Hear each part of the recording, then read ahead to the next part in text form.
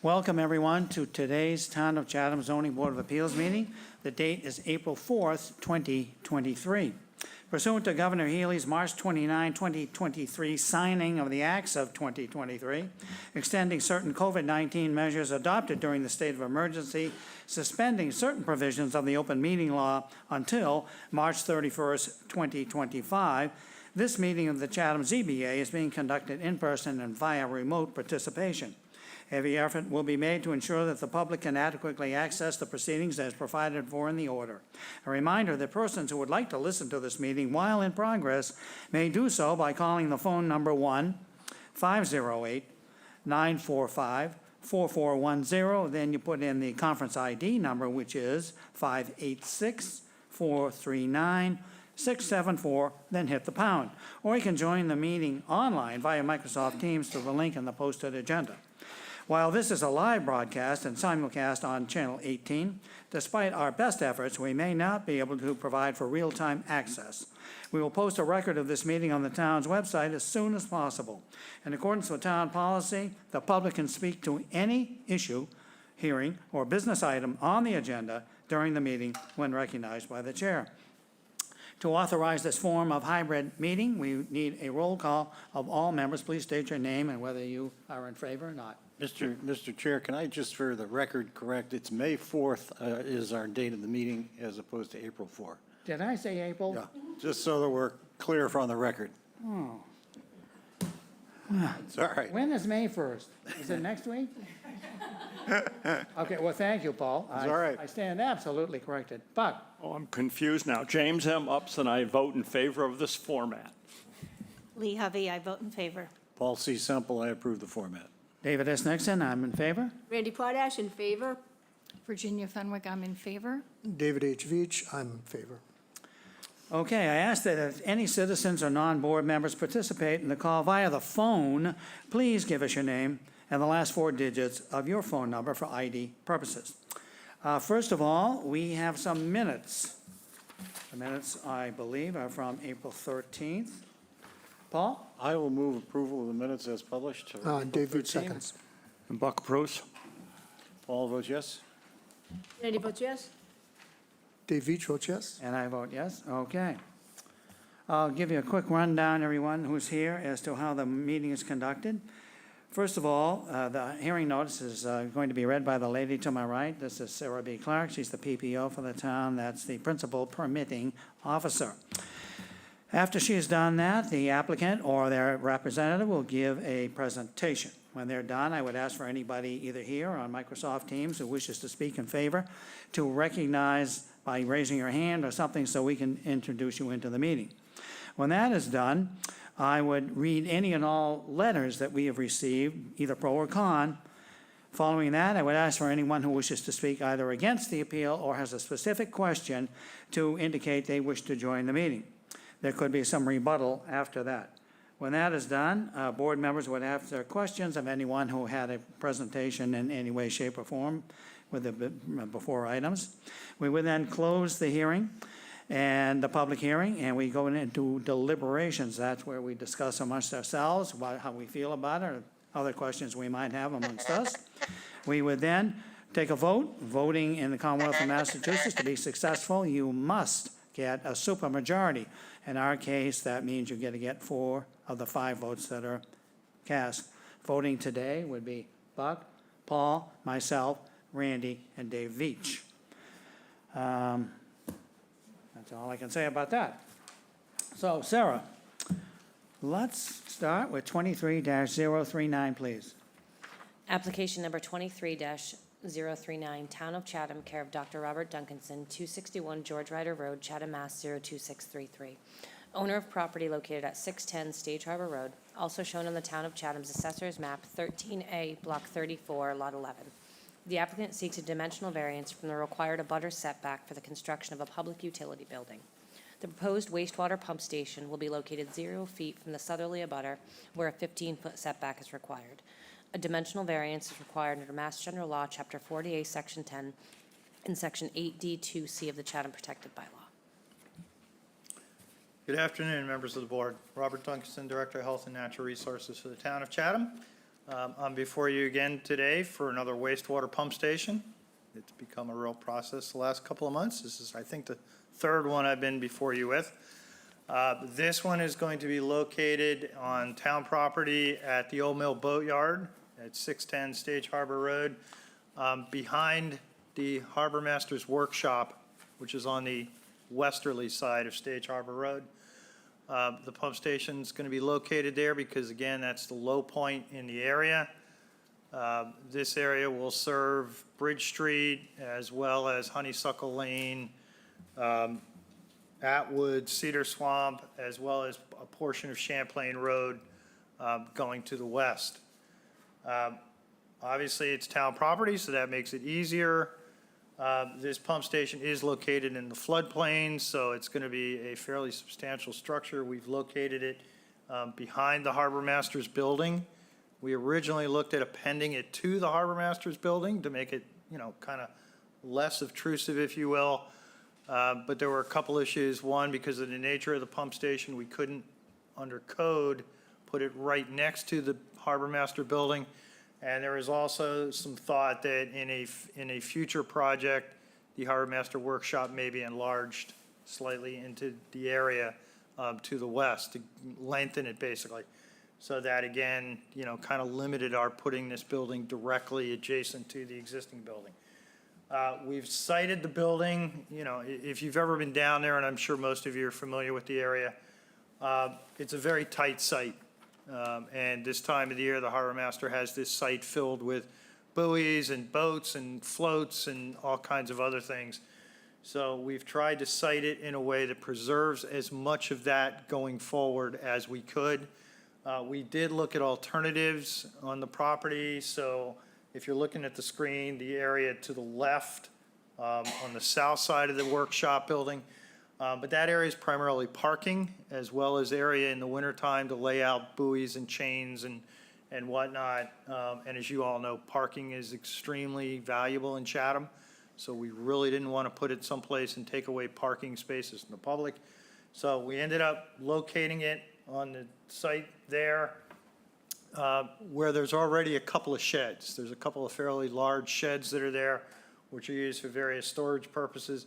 They will be relocated on the site to the upper part of this picture, pretty much at the end of the work area, if you will. Yeah, you can see one going right at the end, and then there's going to be another smaller shed that may be relocated right behind the Harbor Master Workshop, or maybe slightly off on the right-hand side of the area there, depending on what the final outcome of the site plan is, and trying to preserve as much open space as we can for the Harbor Master. So one will be relocated here, the other one may go here, or it may go down here, depending on what works out best for the Harbor Master. We tried to keep it as far away from the property line, obviously, as we could without impeding. This area here is where I say they do a lot of work, a lot of storage of boats and whatnot. But given the size of the pump station itself, we still encroach upon that area to some degree because it's a two-story building, because we're in the floodplain. Basically, the lower part is a sealed structure, if you will, with what we call a submarine door. So all the emergency generator, all the electrical, all the control panels, those are all on the second floor, so we'll need a set of stairs to get up there. So we sited the building such as the stairs themselves are at the property line, not the building itself. So the building itself is about 4 to 4.5 feet off the property line. It's really just this set of stairs that will be on the south side of the building that will be right adjacent to the property line, if you will. And I think with that, I'm happy to answer questions. Thank you. Is there anyone here today or on Microsoft Teams that wishes to speak in favor of this application? I see no one to speak in favor. I'll read the correspondence. First, we have a note. This is from the Planning Board, from Ryan Christenberry, Principal Planner for the Town of Chatham. On May 4th, he wrote, Planning Board site plan approval is required and is scheduled for the June 12th Planning Board meeting.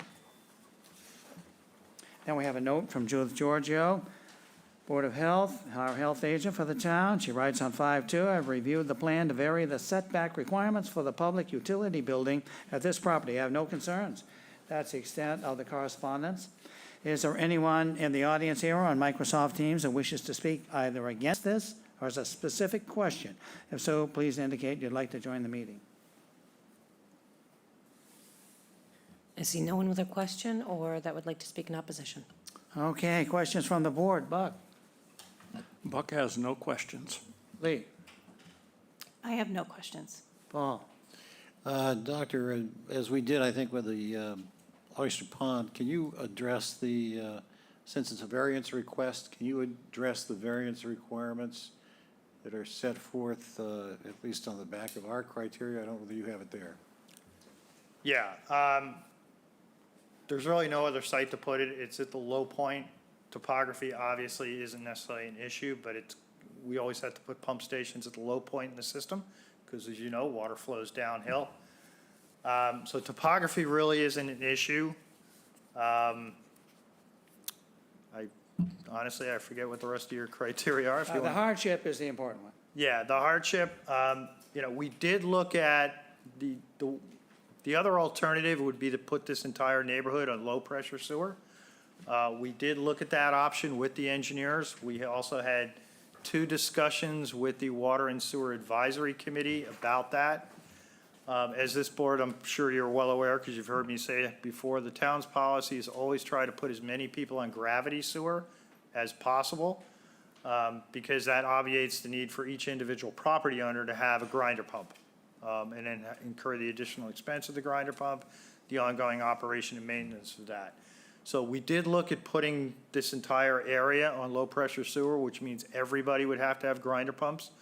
The Water and Sewer Advisory Committee voted twice not to support that idea, but to support getting the pump station and getting as many people in this area as we could on gravity sewer. So we did look at that option. There's really no other option when you're building sewers. It's either going to be gravity or low pressure. Okay, thank you. Randy? Yes, thank you, Mr. Chair. Thank you, Dr. Duncanson, for your presentation. Would you say that the city sewerage that you're trying to put in protects the natural resources, particularly this area, the wetlands? Yeah, I mean, as your board, I'm probably sure is well aware, and hopefully the public, I mean, that was the whole impetus behind the comprehensive wastewater management plan that we finished in 2009. It's designed specifically to address the nitrogen loading that takes place in all our estuaries, in the groundwater, in our freshwater bodies. That was the primary goal, and still is the primary goal, is to address that and restore our estuaries back to where they were roughly in the 1950s vintage, before the housing boom took place on Cape Cod.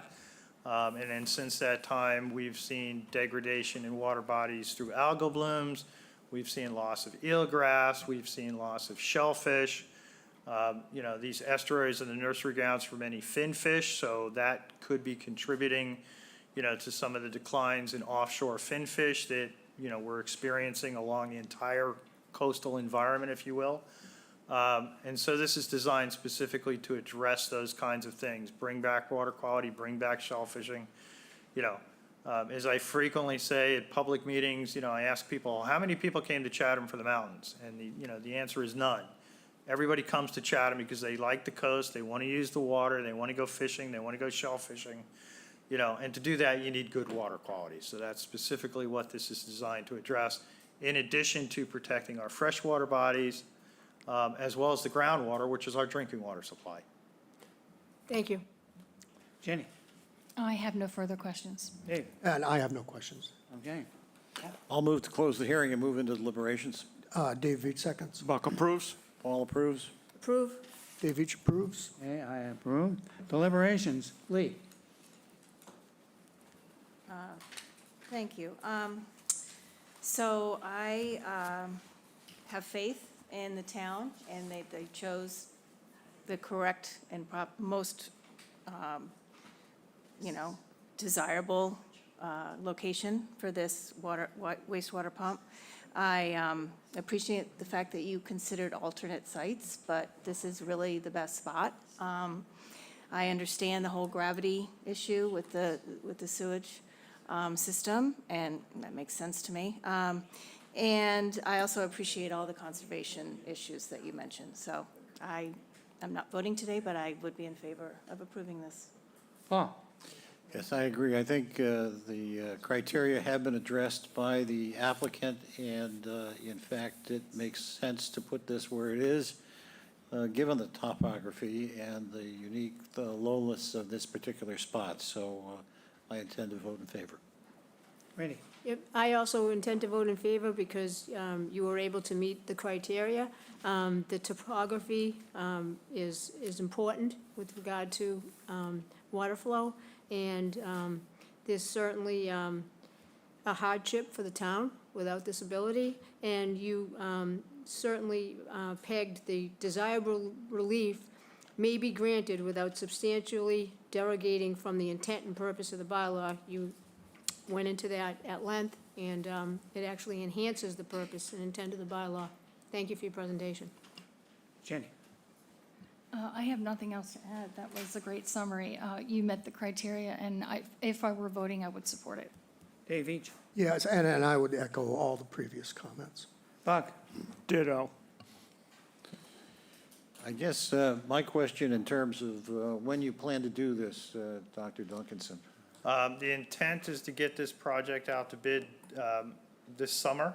We've been talking with DEP. Originally, they gave us the June 30th deadline to get a contractor signed up. We had a meeting with them on Friday. We've gotten an extension, or we're requesting an extension until September. So this would go out to bid this summer, get a contractor lined up, and they would potentially start in the fall. Do you anticipate it having any effect if the construction starts in the fall on the public use of that area? I mean, it will definitely make it difficult next winter, because as I alluded to, this is a storage area and whatnot for the harbor master. We've already been in discussions about where we could relocate some of that, more than likely down to the wastewater treatment plant site where there is space. A little bit more inconvenient by having to go down there to do some of it. But he understands and has been working with us on location and all, so we'll make it work. Yeah. Okay. I think I will move to approve the application as submitted. I don't think we need special conditions. They can work that out. And Dave Veach seconds. Buck approves. All approves? Approve. Dave Veach approves. I approve. Thank you very much. Unanimous vote. Thank you.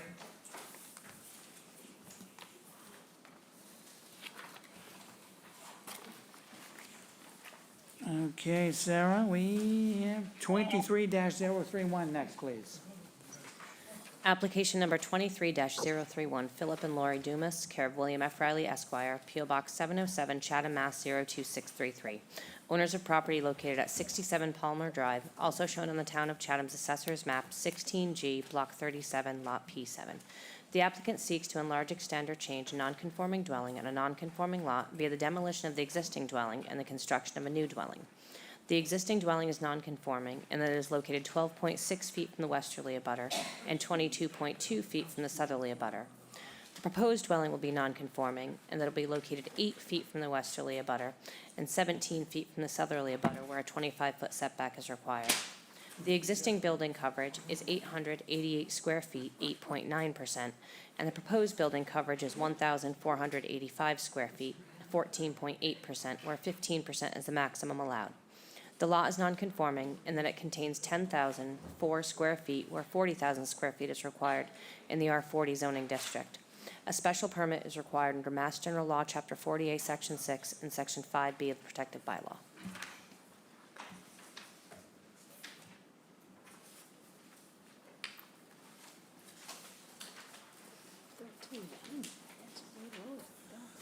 Good afternoon, Bill Riley on behalf of Phil and Lori Dumas. They would like to remove the closet that they're living in down there and build a house there. They can actually spread their arms out when they yawn without hitting something. The existing house has 870 square feet, And so this proposed house will give them suitable accommodations for a modern family, I think, while still fitting in with the neighborhood very much. I know you'll see it when you get the correspondence, but the neighbors on either side are not only in support, they don't even mind, as they say in their emails, that if construction can start the last week in August without having to wait for Labor Day. As you'll see, if you look at the design, the property at 77, which is Malfa and DeLeo, is a very similar design to this. It's got a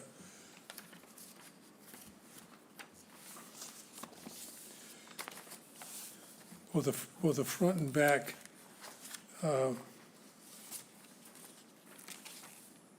gable. It's very, very similar in size. Oh, I thought I had those.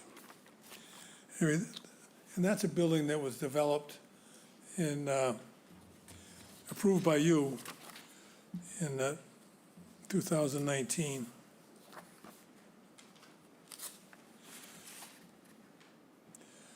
That's 77, so the house to the right of them, which was approved by you in 2019, is 2,468 square feet. And the house to the left, they list a net area of 3,107 square feet, as you'll see on my third sheet.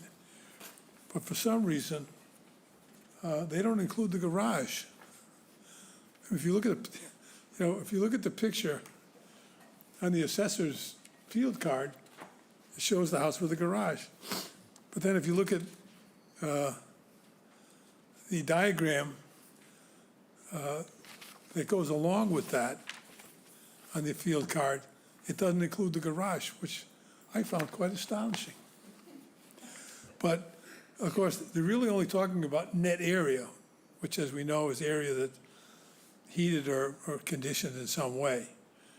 So, but because garages tend to create a great deal of mass, as we've noted in the past, I think it's important for the board to be aware of that when looking at, the net areas that I typically list on a third page.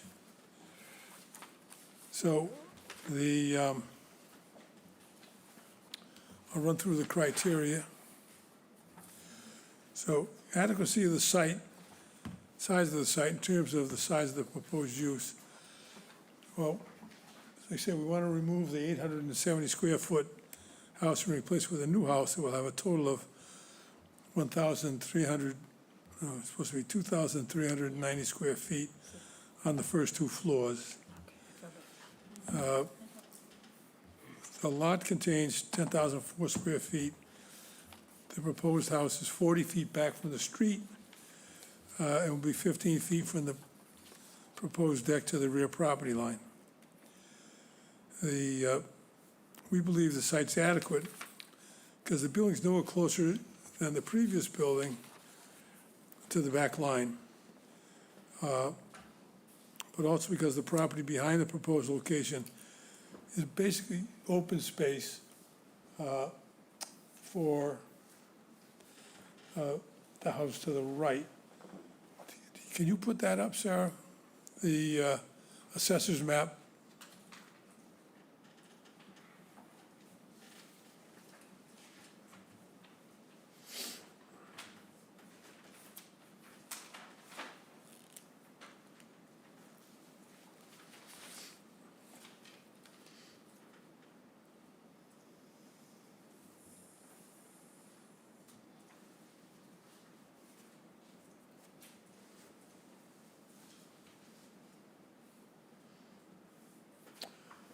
Okay, so the property with the yellow around the property line is our locus.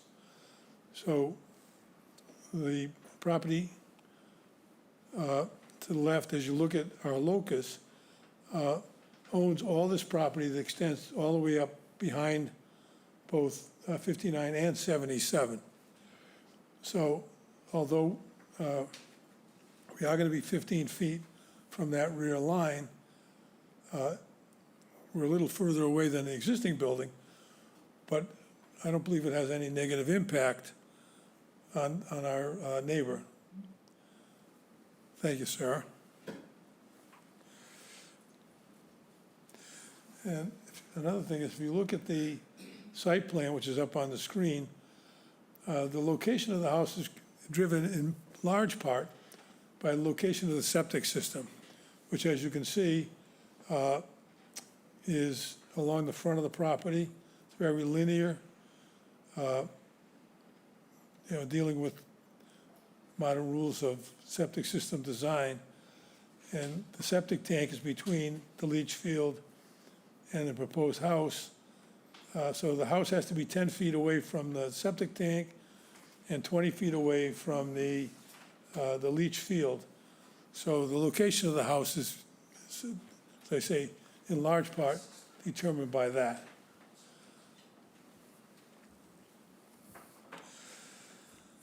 Compatibility of the size of the proposed structure with neighboring properties. Whatever your definition of a neighborhood is, I think the 4 buildings along this aspect of Palmer Drive, if you can scroll up, there again. So you see, we're 870 square feet. The one on the left is 3,000 something square feet. The one on the far right is also over 3,000 square feet. And 77 is about the size that we want to be now. So I think that we are very much compatible. I know 54 had renovations done a couple of years ago. 74 came before you not too long ago with a fairly unique design. They were adding a second story on their building. And as suggested by the chairman on that day, they withdrew to go back and do a redesign. But 84 has been enlarged. 29 Manamac has also been enlarged. So many of the houses here have had work done to enlarge them, because this is a subdivision. Palmer Drive was done in the late 60s, I think.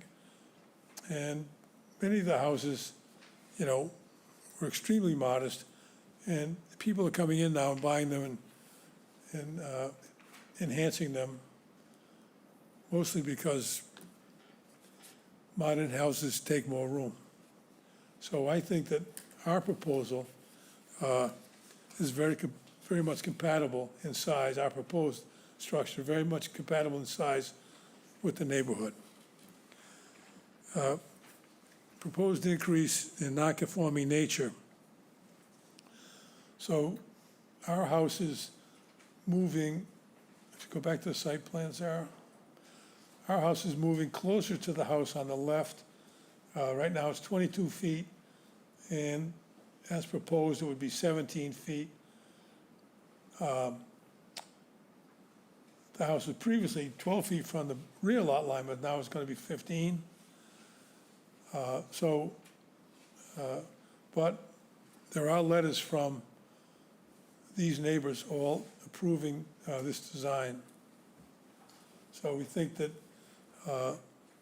although there is a change here, the change in the nonconformity is basically enlarging the living area of the house, which, as you know, is an intensification of the nonconforming use, because the lot is nonconforming because it's 10,000 square feet in what is now an R40 zone.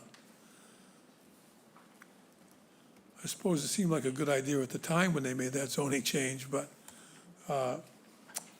anyway, so that's the principal increase in nonconformity. Suitability of the site for the proposed construction. It's, as you know, since you've been there, it's a very level. There's no water bodies, there's no wetlands. So we don't think we have to worry about stormwater runoff. So we think the site is adequate for the proposed construction.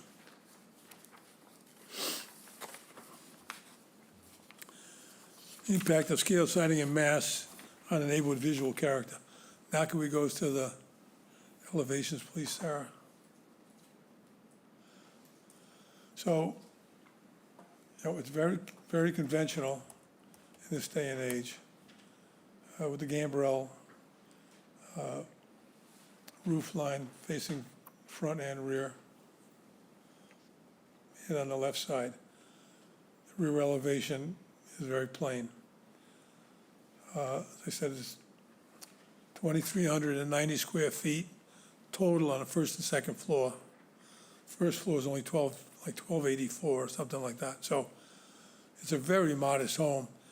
And I think it really fits well in design-wise and size-wise with the neighborhood. We certainly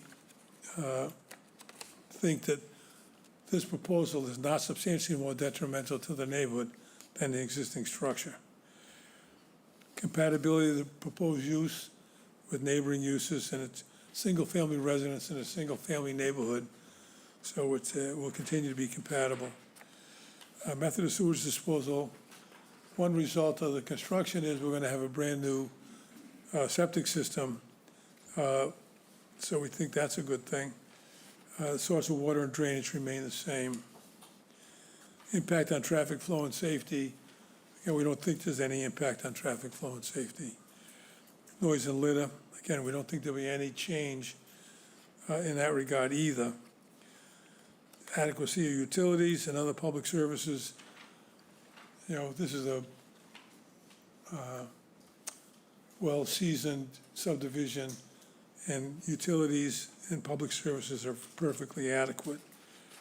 And 11 and 12 do not apply. So that'll be our presentation. Thank you. Is there anyone here or on Microsoft Teams that wishes to speak in favor of this application? If so, please indicate you'd like to join the meeting. I see no one that wishes to speak in favor. I'll read the correspondence. First, we have an email. This is from Christine McCarthy on May 4th. Attached, you will find a screenshot of the outstanding real estate taxes for 67 Palmer Drive. They are due to go before the zoning board today. It's funny, I didn't get that email. I got an email relating to Aunt Lydia's driveway, Well, now you got two to pay. but we'll take care of it. All right. Now we have this is a email. This is from Judith Giorgio. She writes on 5/2. I have reviewed the plan to demo and rebuild the house. This proposal was approved by the Board of Health for a 3-bedroom deed-restricted dwelling with an IA septic system. Therefore, I have no concerns. Then we have an email. This is from Phil and Lori Dumas, dated May 2nd.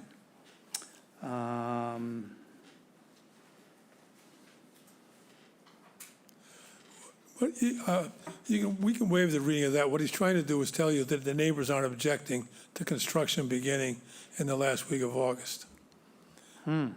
Okay, it's kind of I see what they're trying to do. They have used alias names and writing to us. Very good. Okay. That's the whole purpose. Very good, thank you. All right, now we are back to reality here. An email from Claire Balford. She writes on May 1st, my husband Tom and I live at 54 Palmer. Our house is directly across the street. They are very kind and considerate neighbors. Then we have an email from Thomas DeLeo. I'm writing to confirm that we are neighbors of Phil Dumas. We live at 77. We support this construction project. And that was signed by Thomas DeLeo and Catherine Amalfa. Then we have an email. This is from Neil Todias. yeah, no, we're still talking about the construction date. Okay, to start in August. That was from Phil Dumas. Then we have a letter. This is from Mary Mello. She writes on April 29th, and she lives at 86 Palmer. I'm in support of this application. The Dutch colonial house design will complement and enhance our neighborhood. And that is the extent of the correspondence. Is there anyone here today or in the audience on Microsoft Teams who wishes to speak either against or has a specific question regarding this application? If so, please indicate now you'd like to join the discussion. I see no one in opposition or with a question. Okay, questions from the board? I think I'll start with Buck because he has brought up a subject he wishes to discuss with us. So, Bill, in your handout, adequacy of size, in the second line, you mentioned 1,390 square feet. Yeah, I know. You know, if I could have done math, I would have been a doctor. Because I have, Scary. Well, did you write this? I did. And it- Well, and- who wrote the one that we have that was the public notice that was in the newspaper and copied to us where it says the coverage is 14.8 and the square footage is 1485? Who wrote that? that comes from Sarah. Well, Sarah doesn't just She doesn't come do math. out and bring things up. Well, no, but that's where it comes from. I'm not saying, yeah, That is what is shown on site plan. the site plan. That's because so when I was preparing for today, I did the math, but I didn't carry the one. So it's supposed to be 2390, not 1390. Okay, well, that's, so, I guess the only other question I have is, you're familiar with LiDAR? I know that it exists, and people who know a lot more about tech stuff use it all the time. Okay. That's all. Thank you. Okay, so Randy, Thank you, I'll Mr. come back. Chair. So, just to be clear, the first two floors, it's gonna be a 2390 square foot house? That's correct. And- And what about the house next door? What do you say that square footage is, comparing apples to apples? You know, we're just talking about. When you say the one next door, you mean to the right or the left? You say you want to be like 77. That's to the right? I don't mean the huge one on the Yeah, left. that's 2468. Just for the 2468, you say that the house, 77 is? That's Just for those 77. Just for the first and second floor? Are you sure? Yes. Okay. That's a number I get from the assessor's office. That is the net area of the building. So typically, That doesn't mean it's the first and second floor. You could be including the basement maybe, or? No, because it- No? Okay. I mean, I don't know how to explain what they do over there, because they also don't include a garage when you have a garage. Yes. And this So- application doesn't have a garage, right? No, we don't. No. No. So you say you're gonna build a house that's the same size as 77? Basically, yes. What's different? What's different? You know, I represented Malfa and DeLeo when they got permission to build the house. But I didn't think to bring the plans with me. I really don't know. I mean, No, they're but very what's similar in different- size and design, And the volume, you think is, the mass, so to speak, is the same? right? If you look at, I don't know, Sarah, could you call up the field card for 77? Because what you'll see, it's kind of surprised me because I didn't remember what it looked like, even though I got it permitted. Because it's the same size lot, so it would be reasonable to think that it would look the same, Right. you know, maybe. So that is 77. It is? I don't know. Okay, so that's the one on the right of it? Yeah. Oh, I see now. Okay, yeah. It looks different in person. Well, yeah, but It does, yeah. they're basically the same thing. Okay, so without the garage, you're Yeah, saying there's that no you want- garage on 77 either. Looks like that, what's on the right? That's the whole, I don't know why it looks different to me. Okay, I understand. Mr. Chair, I think the garage is underneath on the right. The driveway, the land goes down on the right and goes underneath. Does anybody recall that? Okay. Oh, now that you mention it, I think that's I recall that, yeah. So Randy, this is a note that Rick Roy sent to Mr. Riley. Proposed new building, first floor, 1360, second floor, 1171, basement, 1224. If you add that up, he comes up with 3755. But we weren't just including the basement in our discussion. Yep, that's right? right, that's right. No, I was not including the No, basement. I know you weren't. Yeah. And when we talked about 77, that's a gambrel on the right-hand side, right? Yes, it is. Yeah, okay, I just thought it looked different on the screen. Anyway, so that's, are you still comparing the same thing? Yes, the very same- much so. Okay. Jenny? The letter from Mr. Roy to you, Mr. Riley, that our chairman just referenced, if you add those two together, the first and second floor, it's 2531, not 23. I just wanted to make that note for the record. What is the height of this proposed building?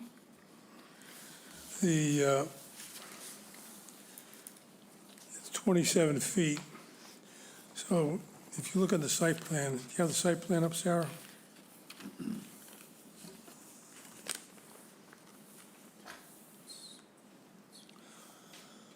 So in the upper right corner, you have the calculation done by the engineer.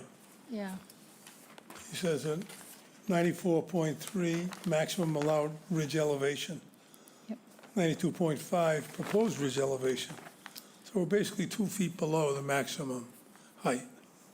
So I looked at that as well, 92.5, proposed ridge elevation, 64.3 is the average grade. You subtract those, I thought. I'm sorry, what? If you subtract the average grade from the proposed ridge elevation, I thought that's how you got the height. I get 28.2. That's why I asked you, because on this plan, it says 27. And I was just questioning the difference. Well, part of the problem is you have a house designer who's measuring Yeah. one way. You have an engineer who's measuring from the ground up. I totally understand that. So do we go with the site plan? Yes, I believe that's Okay. correct. So that's 28.2. I just wanted to make a note of that. I don't have any more questions. Dave Veach? Yeah, Bill, I just want to clarify, so the proposal with respect to the existing setback on the southerly side is 22.2 feet, Right, and you're proposing to increase that, or decrease the setback, I guess you should say, to 17 feet. That's that's correct? correct. And I know you, in your presentation, you talked about the septic system and things, but in my looking at the plan, it looks to me that it's the proposal for the pool that necessitates moving the house to increase or decrease that setback. Would you say that's the case? Yeah, I didn't, I was talking about the distance of the house back from the street. Oh, right, yeah. And so I think I think your analysis is correct. And what I can say is that the neighbor to the left, to the south, Neil Todias, has sent a letter, one of the emails, approving the project and Was having that in our? having no objection to the work beginning in late August. Was that in our packet? Yeah, It if, was. See, those confusing letters. Oh, that was the, okay. yeah, I'll be happy So to, I'll be that- happy that to read neighbor, it for you if you want. So that neighbor has expressed, they're in favor. Okay, that's good. That's right. Yeah, that's all I have. Thank you. Lee, I have no questions. Everyone pretty much covered mine. Paul, Bill, am I correct in thinking you were saying that the location of the house is basically set on the basis of the septic system? In terms of its distance from the street, yes, that's, and the proximity to the back line, yes, But you're putting in a new septic system? yes. Well, because they're adding a bedroom, so it has to be an IA system. So it really requires a completely new system. So do you have the option, or did you look at the option of putting the septic system elsewhere and locating the house differently? No, we didn't. Okay. But again, what I can point out is that the neighbors most directly affected by the project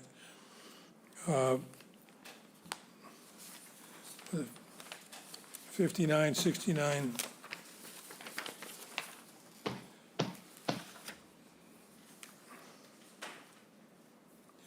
'59, 74, 77, and 54, if you put up the assessor's map, have all either sent letters of support or in a separate email that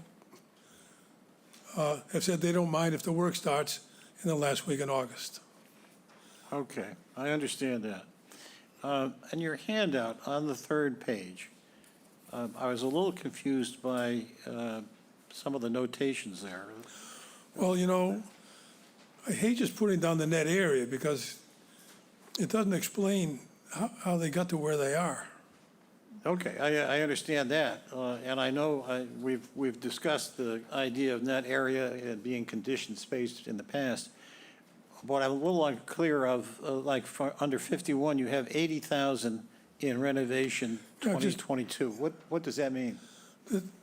According to the assessors, they spent $80,000 on the house renovating it in 2022. It's dollars, okay. I didn't realize it was dollars. And under 54, it's 142,000. That's dollars in 2003?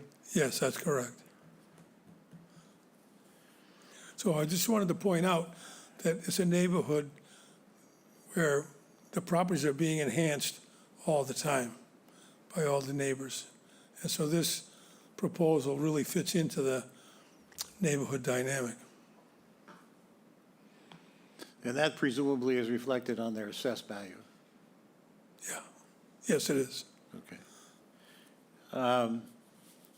And how does the size of this proposed house compare with the balance of the neighborhood that you're looking at on Mananamoc, excuse me, Road, as well as I could say it?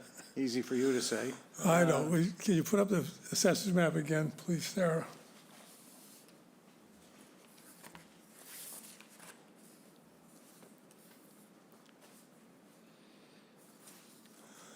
Okay, so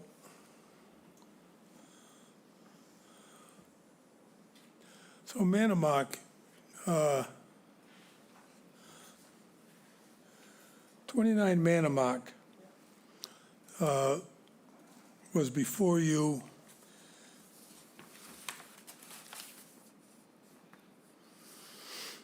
Oh, man. I'm getting too old. Maybe 6 or 8 years ago. And we did a substantial addition, primarily the section facing Palmer Drive.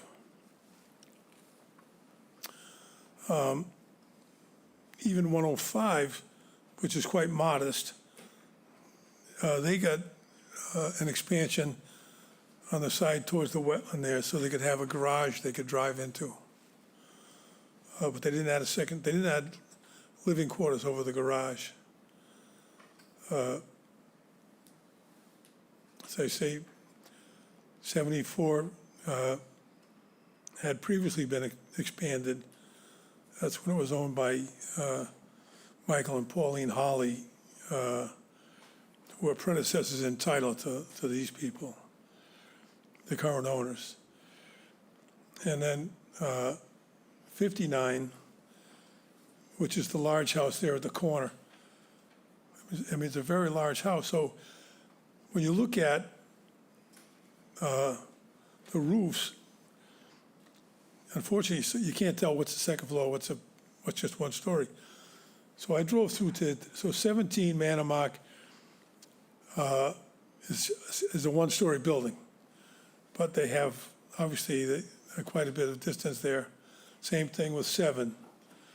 So 41 and 51 Palmer Drive, they've spent some money on renovations and improvements, but they haven't expanded the building at all. 59, it was a big lot, so they built a big house. And 67, that's what we're talking about today. 77, I say that was approved in 2019. And again, that was represented really a small building that they added quite a bit to.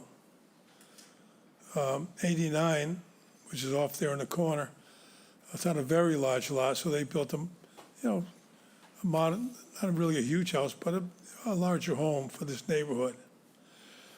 So I think, we have some of the original homes that haven't been approved, some of the original homes that have been renovated and modestly improved. Then you have homes that have been demolished and replaced with newer structures. So I think the design, as I say, is very much in keeping, particularly with 77, as we pointed out, both Camberells. But I think that overall, this is not substantially more detrimental to the neighborhood than the existing structure. I have no other questions. Okay. I'll move to close the hearing and move into deliberations. Oh, now, excuse me, Paul. I think Rick Roy wanted to join the meeting. Rick, you I out did. there? Yeah, I am. Can you hear me? Yes, we can. Okay. And just to back up Bill on his presentation regarding the size of the building, I would just like to point out that as far as the massing of the building, it meets the bylaw as far as the footprint and the height. To clarify the difference in the measurements, I give a measurement of 27 feet to the ridge from the top of the foundation. The engineers give the height from the average grade. So then they're not the same number because they're not measured from the same place. But anyways, the building itself meets the zoning bylaws as far as height and footprint.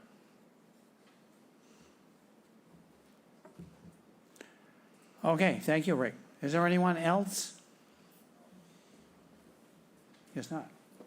All right. I'll move to close the hearing and move into deliberations. Dave Veach seconds. Buck approves. All approves? Andy approves? Dave Veach approves. Okay, and I approve. Deliberations, Paul. Well, this is a difficult one in part because a large portion of the neighborhood, it seems to me, as you go down Monadnock Road, I'll try again.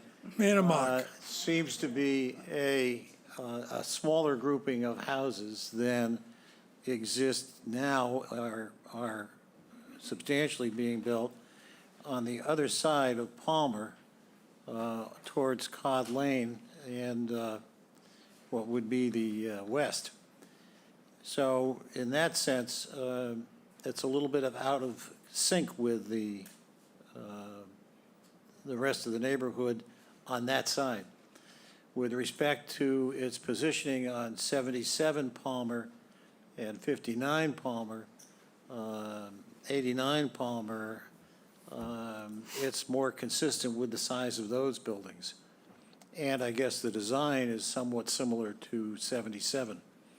So I think from that viewpoint, it does fit into the neighborhood a bit better. And looking at it from the idea of whether it's substantially more detrimental, I don't think I could find that it would be substantially more detrimental to the neighborhood in general. Randy? Thank you, Mr. Chair. So, no, I think this is a close one, but given that the lot is the same as 77, and the house is gonna be essentially the same size, based on what you say, I don't think it's unreasonable. I think the pool being in the front yard like that is not consistent with the neighborhood. I think that's detrimental. I think the size of the house could be detrimental as well, because it's kind of big. When you first come down that street from Old Harbor, the houses are pretty modest compared to this. Yeah. But I do think it needs to be bigger, because it's dwarfed by the houses now. So I'm in favor of making a bigger house there. I don't like the pool in the front yard, especially because no one else has a pool in the front yard, so I think it's odd. I'm not a big fan of pools, but if it was in the backyard, I probably wouldn't comment much. So I'm sort of on the fence, and I'll be more persuaded when I hear the rest of my colleagues. Jenny? Thank you, Mr. Chairman. I agree with Mr. Semple, and it's a tough one. You have a wonderful lot. It's a great neighborhood. We see that it's the smallest house in the neighborhood, so naturally you want to increase it and improve it. I totally get that. And you've done a nice job with the siting of the house, what's been proposed here. You meet all the setbacks with the exception of the southerly abutter, which is a few feet, still under what's required, but you're working with a very accomplished builder, Rick Roy. So it checks a lot of boxes, but I am not sure that I'm comfortable with the mass. According to my calculation, it's 27% larger than I did a drive-through a few times, and I did an assessment of 8 neighbors, and the vast majority of the neighborhood is more modest, and I feel like the summary, Mr. Riley, that you put together, you talk about here renovations in 2022 and 03 and 19, and so they're making improvements to the homes in the neighborhood, and that's evident and that's great. But when I drive it currently, as in recently, the vast majority of homes are more modest than 77 and 59, and I am struggling with the mass. Dave Veach?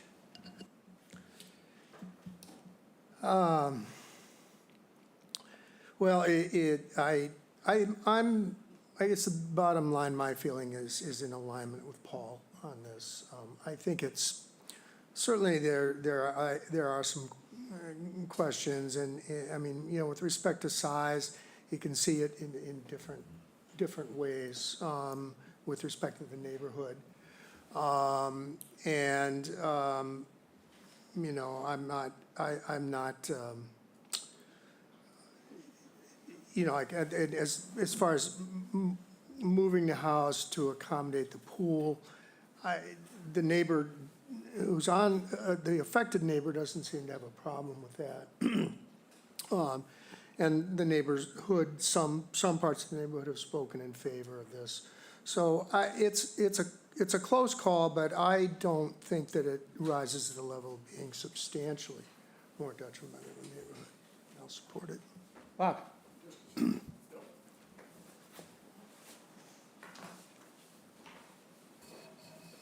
So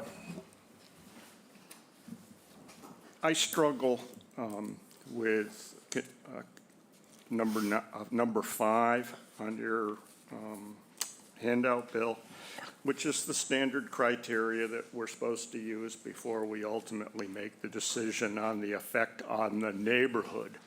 And that would be mass. Square footage is good. Gross floor area is good. But I kind of am looking for more accurate information for talking about mass. But before I get into this sheet, I had a couple of comments. I want to remind that the house that was built next door, 77, was built, or got an approval in 2019. For 4 years, I've been told, and I've mentioned this a couple of times recently, we're not setting precedents when we approve something. So the next door house is very nice. It's certainly updated. I'm sure the owners of it are very happy. But I want to make sure that we put even weight to, are we looking at this as precedence, or are we treating the application for 67 on the merits of its own information? So I want to go through a couple of things. For the benefit of the people in the audience or anybody else that's interested, I've been working with a local professional surveyor in the town who has services for laser imaging and very high-tech, produces computer printout numbers that are as actual facts and data instead of trying to use words to describe mass. I don't find the English language is sufficient to talk intelligently about mass, my personal opinion. So in this handout, and I want to make sure, and I don't want to get in trouble with the chair, but the data on this sheet, Mr. Eldridge, is accurate to 3 months ago. I want to make sure that we were listening to talking about houses that were redone 6 years ago, 7 years ago, 4 years ago. I believe this data is more. That Eldridge East Southeast, the data was acquired by the USGS in 2021. It was released 6 weeks ago. Thank you. So we're working with, I'll say, recent data. The first column on the left is the size of the lots. On Palmer Drive, there are 18 lots. Of the 18 lots, 16 of them are in the 10 to 12,000. They're all cookie cutter lots. The other 2 lots are close to an acre and a half, 60,000 feet, and the house to the left of this applicant is 0.93 acres, basically 40,000 square feet. So it's 3 to 4 times larger.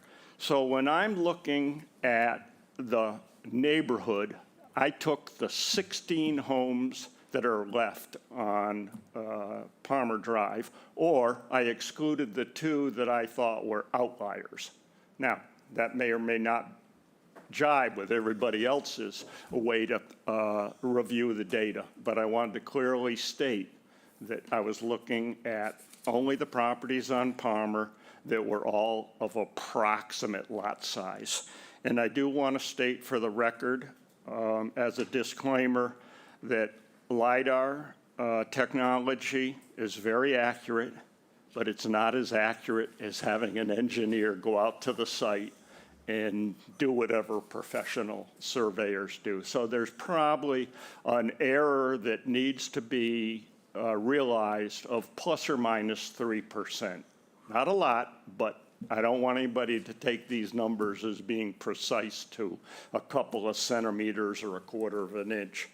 So we go over to the middle of the sheet, and I apologize for the headings. My ability to play with spreadsheets was maximized 25 years ago and has been going downhill since. But the first column that looks like a year is the year the house was built, starting with 1984, 1974, 1970.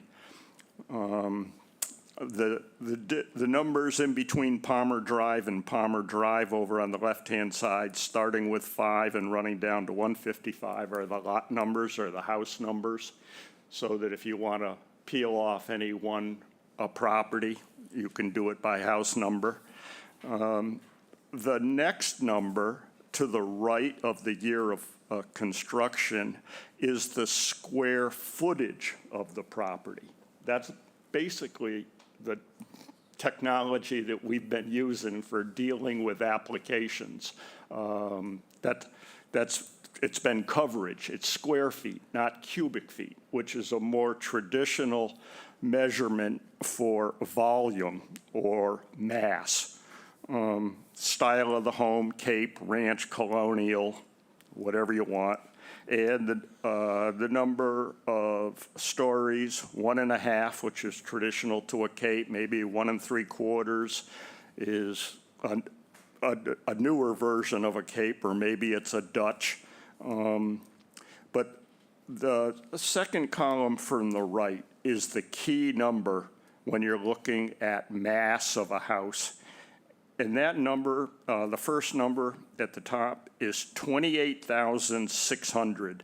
That's the cubic feet from the grade plane up to the peak of the roof. Doesn't include cupolas, doesn't include weather vanes, doesn't include flagpoles. It's typically the ridge board with some, either a vent on it or some asphalt. When you look at those 16 rows, they total up, and that was done by spreadsheet, not me, sigmas 426,000.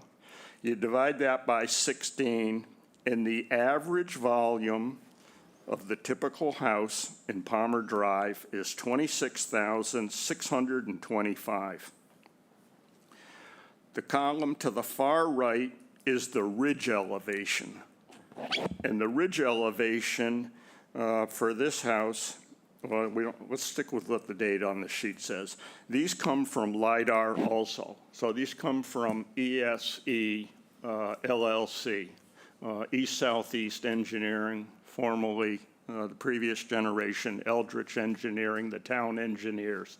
So we have a pretty good resource here that I feel is the most accurate way to talk about mass and impact on the neighborhood, the whole neighborhood. Now, you can pick different neighborhood definitions, and I didn't get into that. I just stuck with Palmer Drive, and I've told you the 2 homes I've deleted. The average ridge height of these 16 homes is 86.8.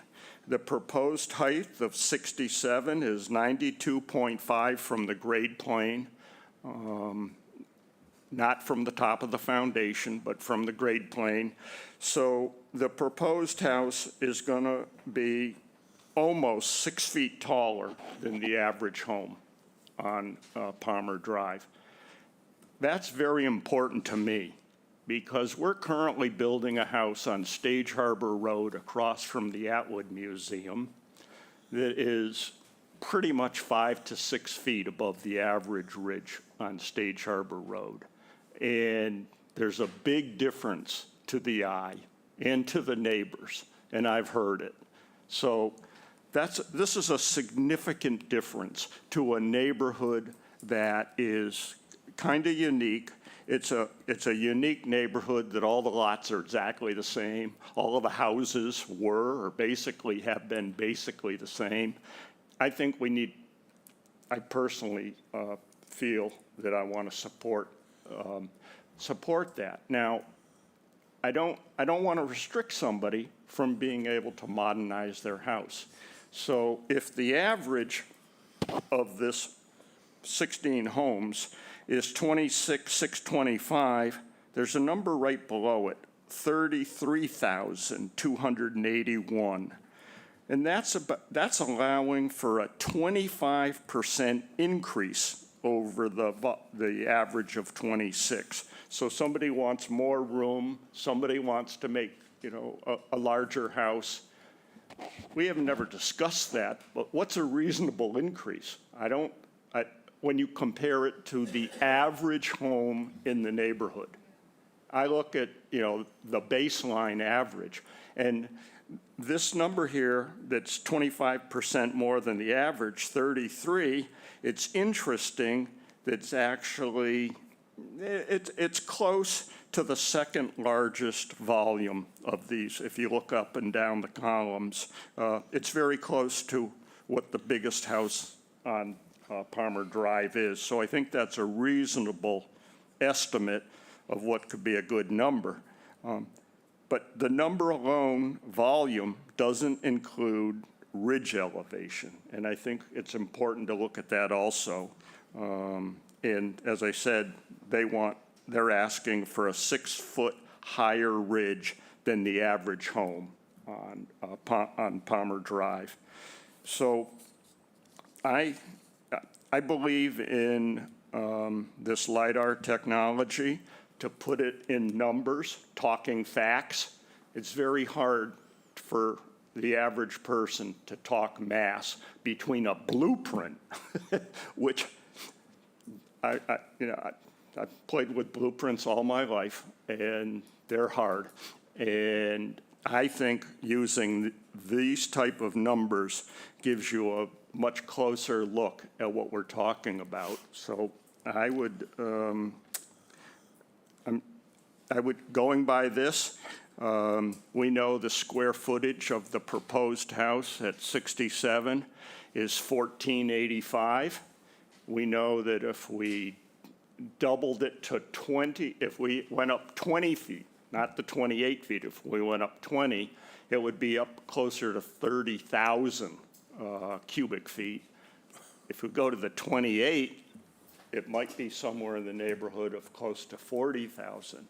So I would ask Mr. Riley, but I don't think it's going to do any good to ask him the cubic feet. I don't think he has it. I've asked before. It's not a normal piece of information. But I strongly recommend as we go forward that the town considers something like this data for managing the development of homes in the town of Chatham. And Mr. Chairman? I'll have trouble supporting their application.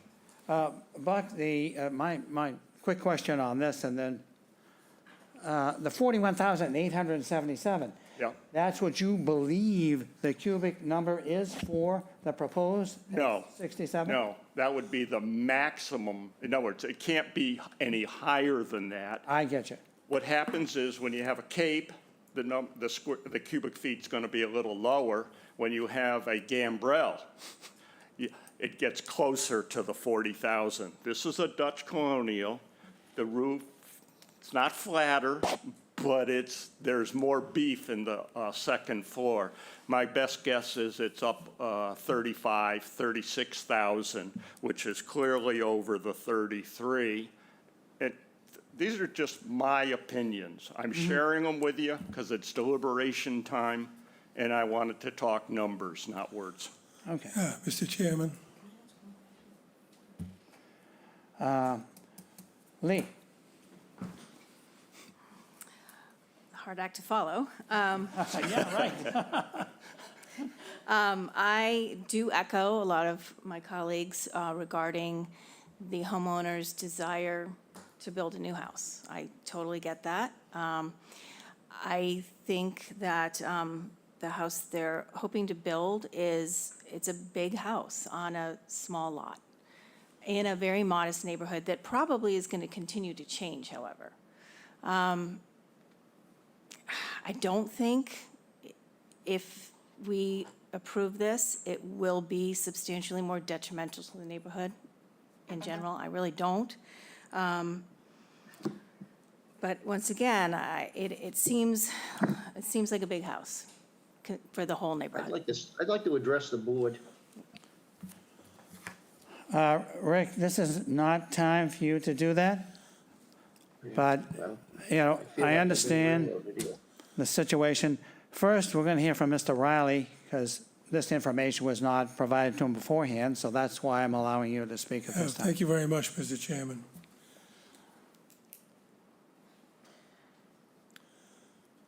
Mr. Upson started his analysis by talking about mass.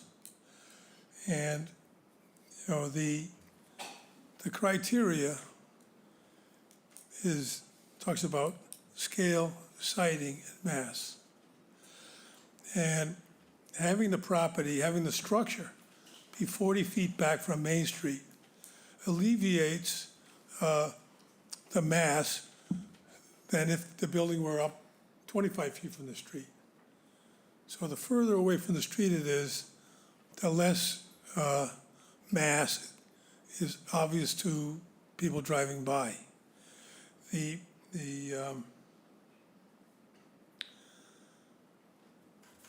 So Mr. Upson has mentioned Eldridge Surveying, or east-southeast, but this stuff didn't come from east-southeast, except he printed a piece of paper. This is from the federal government. Thank God they're working for us. And so Mr. Upson would have us make decisions based on numbers. Well, why not? He's an engineer. But we've never made pure numbers the basis for making a decision. We look at the proposal, each proposal on its own 2 feet. And so if you look at our elevations, again, could you put them up again, please?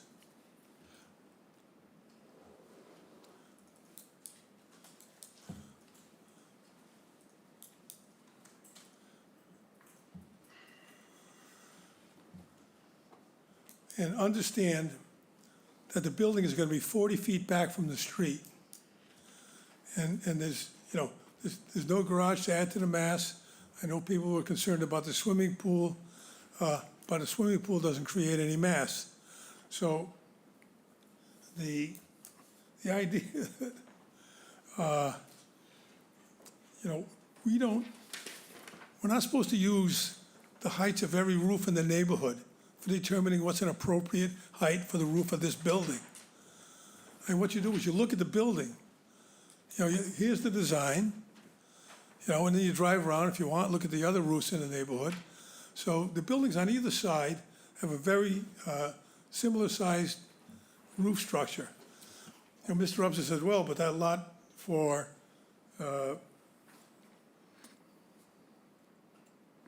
for 54 Palmer, I'm looking at the wrong one, is a larger lot. Well, it is a larger lot, but the house, it's a larger lot because it's got a long tail. If you put up the assessor's map, you can see there's a long tail of area that's included in the lot. It's not like they've got the big house, 200 feet back from the street. It's right up on the street. So in terms of mass, there's a building with mass. So and although it's not precedent, because these proponents took a previously approved design on an adjacent property and, sort of mimicked it, and I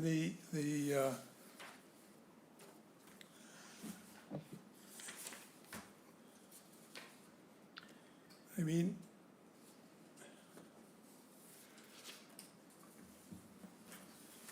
this is a footprint of 1,400 square feet. I'm just, there are other houses in the neighborhood that have larger footprints, even though they're only 1 story. So I don't think you can use numbers generated by the federal government as a basis. And someday, if they ever change the bylaw to include cubic volume, well, then, all right, they will have physicists and engineers making presentations instead of, poor dumb lawyers, and so. All right, thank you, Mr. Riley. Mr. Chair? Wait, I'll get back to you in a second. Rick, it's inappropriate, but go ahead. Well, the only reason why I want to speak, okay, is because I think that we've kind of gone off on a tangent here, okay? This lot is existing non-conforming, and in the bylaws, to affect mass, all right, we state that this building, okay, cannot be over 15% of the square footage of the lot, which means that we're already taking care of the massing by saying it's a small lot And to be proportional to that lot, you can't cover more than 15% of the lot with roofed over area. So we've covered 14.8. We're not even here asking for forgiveness for the footprint of the building. And then in the bylaw, it states that you can't be more than 30 feet from the average grade plane. And so when I designed this building, keeping all of those things in mind, okay, because they did not have an existing nonconformity there, I built the building, like most of the other two-story buildings in the town of Chatham, to meet the height requirement, and we're actually 2 feet under what the bylaw allows. So what's confusing to me, all right, is the fact that if I didn't have to come to the zoning board of appeals, which I do, and that opens up the fact that it can be looked at, but the bylaw has already taken into account the size of the lot and the mass that you are able to put on it, okay? And I have to tell you that when you're looking at a plan, the house always looks bigger on the plan than when you actually take and put a 1,498 square foot footprint on the ground, okay? This building, okay, will not look any more detrimental to the neighborhood than any other two-story structure that's in there. And I didn't know that in the town of Chatham, we were not allowed to be able to build a two-story house. You know, we're looking at, you know, the criteria as to whether this thing can be approved, but we're basically bucking our own zoning bylaw. It doesn't exceed the height coverage, and it doesn't exceed the footprint that's allowed to be on the lot. We're here asking for forgiveness from the sideline setbacks, okay? But the house that we're building, under normal circumstances, wouldn't even be looked at for a size because it meets the bylaw. So I just wish that, you know, we would look at it from the measurements that we are supposed to use when we're designing, which is what I did. All right, thank you, Rick. Buck? So I didn't want to say it over your jurisdiction because the chair runs the meeting, decides who talks, when they talk, if they talk, and how long they talk. So I bit my tongue. But the words that came to my mind was point of order. I have to say this because I don't like biting my tongue. It's funny, if I had presented everything I just said here without this piece of paper and just talked and presented it verbally, you probably wouldn't have let the two previous speakers speak. But because this information was put on a piece of paper in black and white, I'm going to say we changed the rules. And what they might have said is their opinion. I got to say mine. That's what the whole program runs on. But the fact that I put it on a piece of paper changed the rules. I would file that away. Thank you. All right. And so everybody knows there's no such thing as a point of order in this sort of situation. Okay. Now, I'll just quickly run through everybody again because you heard what Buck had to say, and that, you know, has to resonate or doesn't. So, Paul, does that mean anything to your comments that you gave before? I guess what I would say is that I agree that what Mr. Rick Roy has said with respect to the ordinance and how it applies is correct. And it seems to me that when we apply the existing ordinance to the application, it complies with the provisions of the ordinance. I don't think it's substantially detrimental. It's difficult when Buck brings in these statistics on the day of the hearing for both the other side to respond and for us to absorb it. You know, he deletes large properties from the calculation, but at the same time includes the smallest calculation, which is 67 Palmer. That affects it somewhat, but perhaps not substantially. But I think overall, when we look at it from the criteria that exist, that it meets the criteria. Randy? What was the question again? Well, the question is, what Buck had to introduce, would in any way change what you said before? It's pretty much what I did say before. So it didn't change it, but I'm just struggling whether or not I think it's substantially detrimental or not. So it didn't change it. Okay. Yeah. Jenny? You know, it didn't change it because, to be honest with you, I was thinking in a much more rudimentary way, but, you know, I did my own little calculation of 8 of the neighbors and was essentially trying to get to something more objective as opposed to subjective. So I think it's extremely helpful. It's information. We shouldn't be afraid of this information. It puts it in perspective, as opposed to, you know, and I remember when I was first starting and I watched a lot of the tapes, and I remember Mr. Veach saying, it is very difficult to go through all of this and assemble, and it's very time-consuming to assemble the information that you feel like you can make a judgment. And something like this it's objective, and I found it to be helpful. Dave Veach? Well, it is more information, and I think it's good information. It's hard to digest it in this moment with a lot, but there were also a lot of other statistics batted around during this presentation, and but some of that confusion I'm more accustomed to in some respects, because we've gotten into the, gross floor area versus net area and various things. These various ways of sort of measuring or attempting to indicate a volume.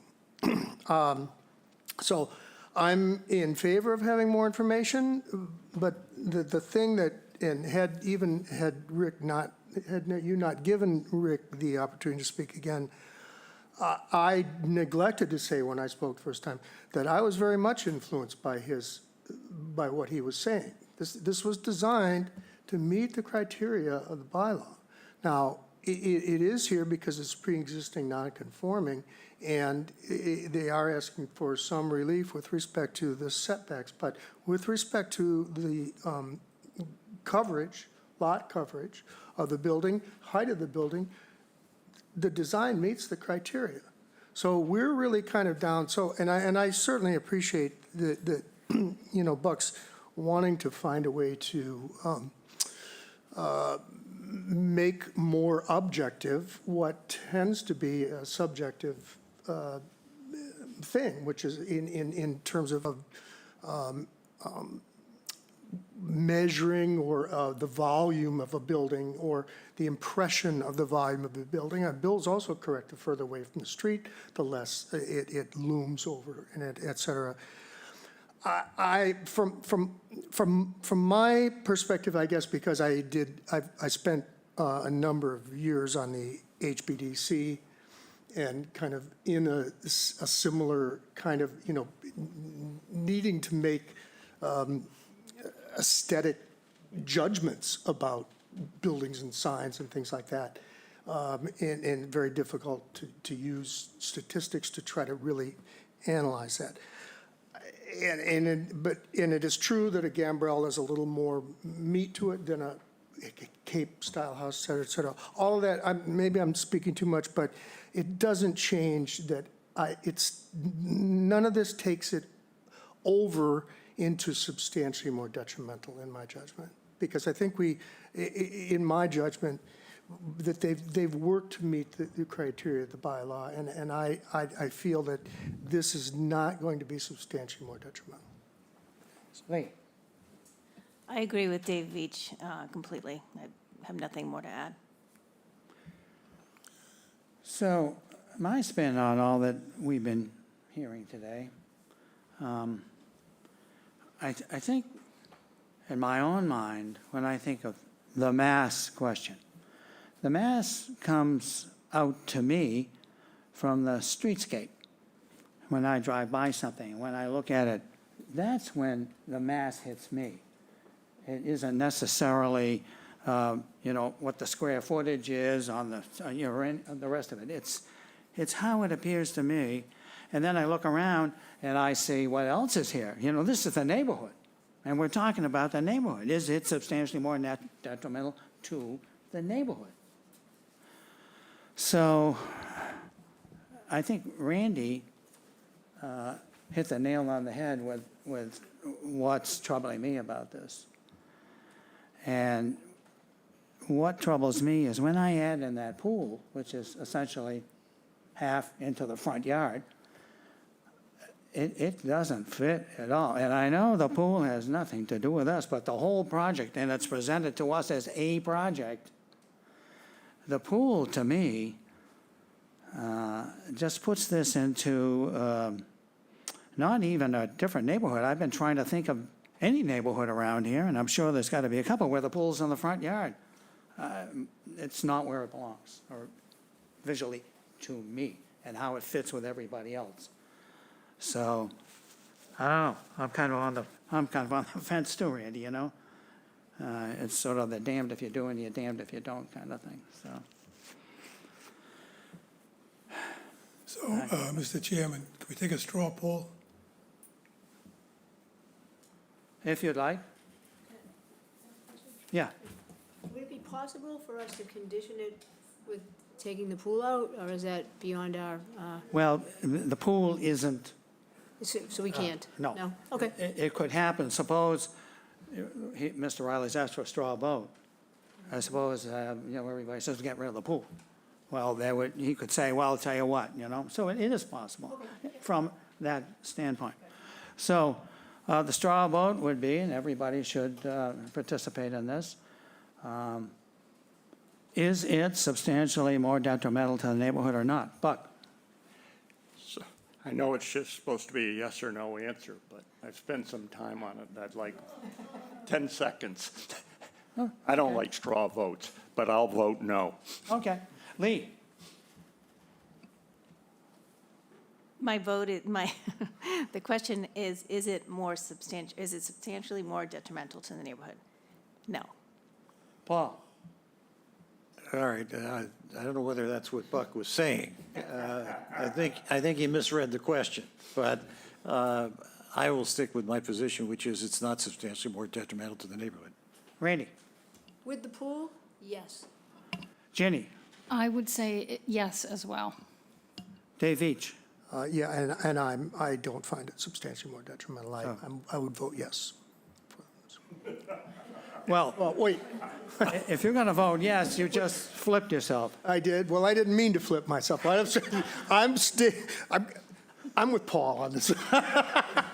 So I know I Good. called the vote in opposite of the way it ordinarily goes, but the question was, do you believe it is substantially more detrimental? No, I don't believe that it's substantially more detrimental. Okay.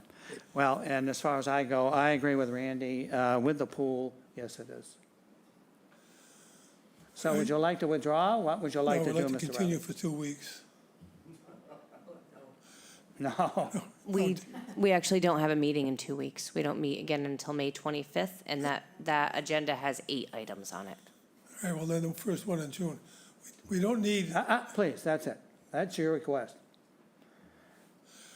June 8th, no, let me finish, So Dave. how many on there? 2. Oh, all right. Oh, okay. Okay, all right. Paul, would you make a motion, please?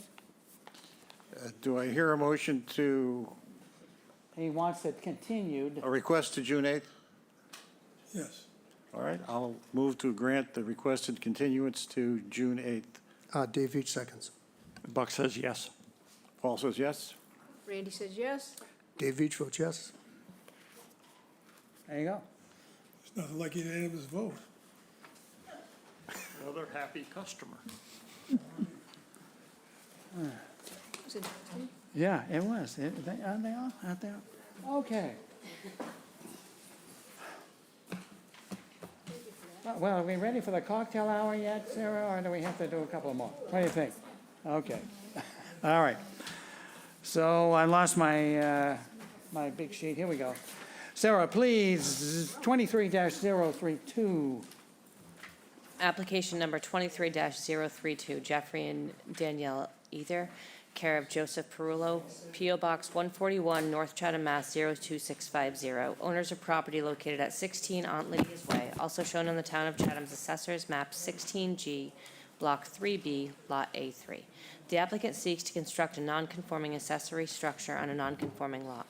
The proposed accessory structure will comply with road and abutter setback requirements. The existing building coverage is 3,000 square feet, and the proposed building coverage is 3,320 square feet, where 2,950 square feet is the maximum allowed.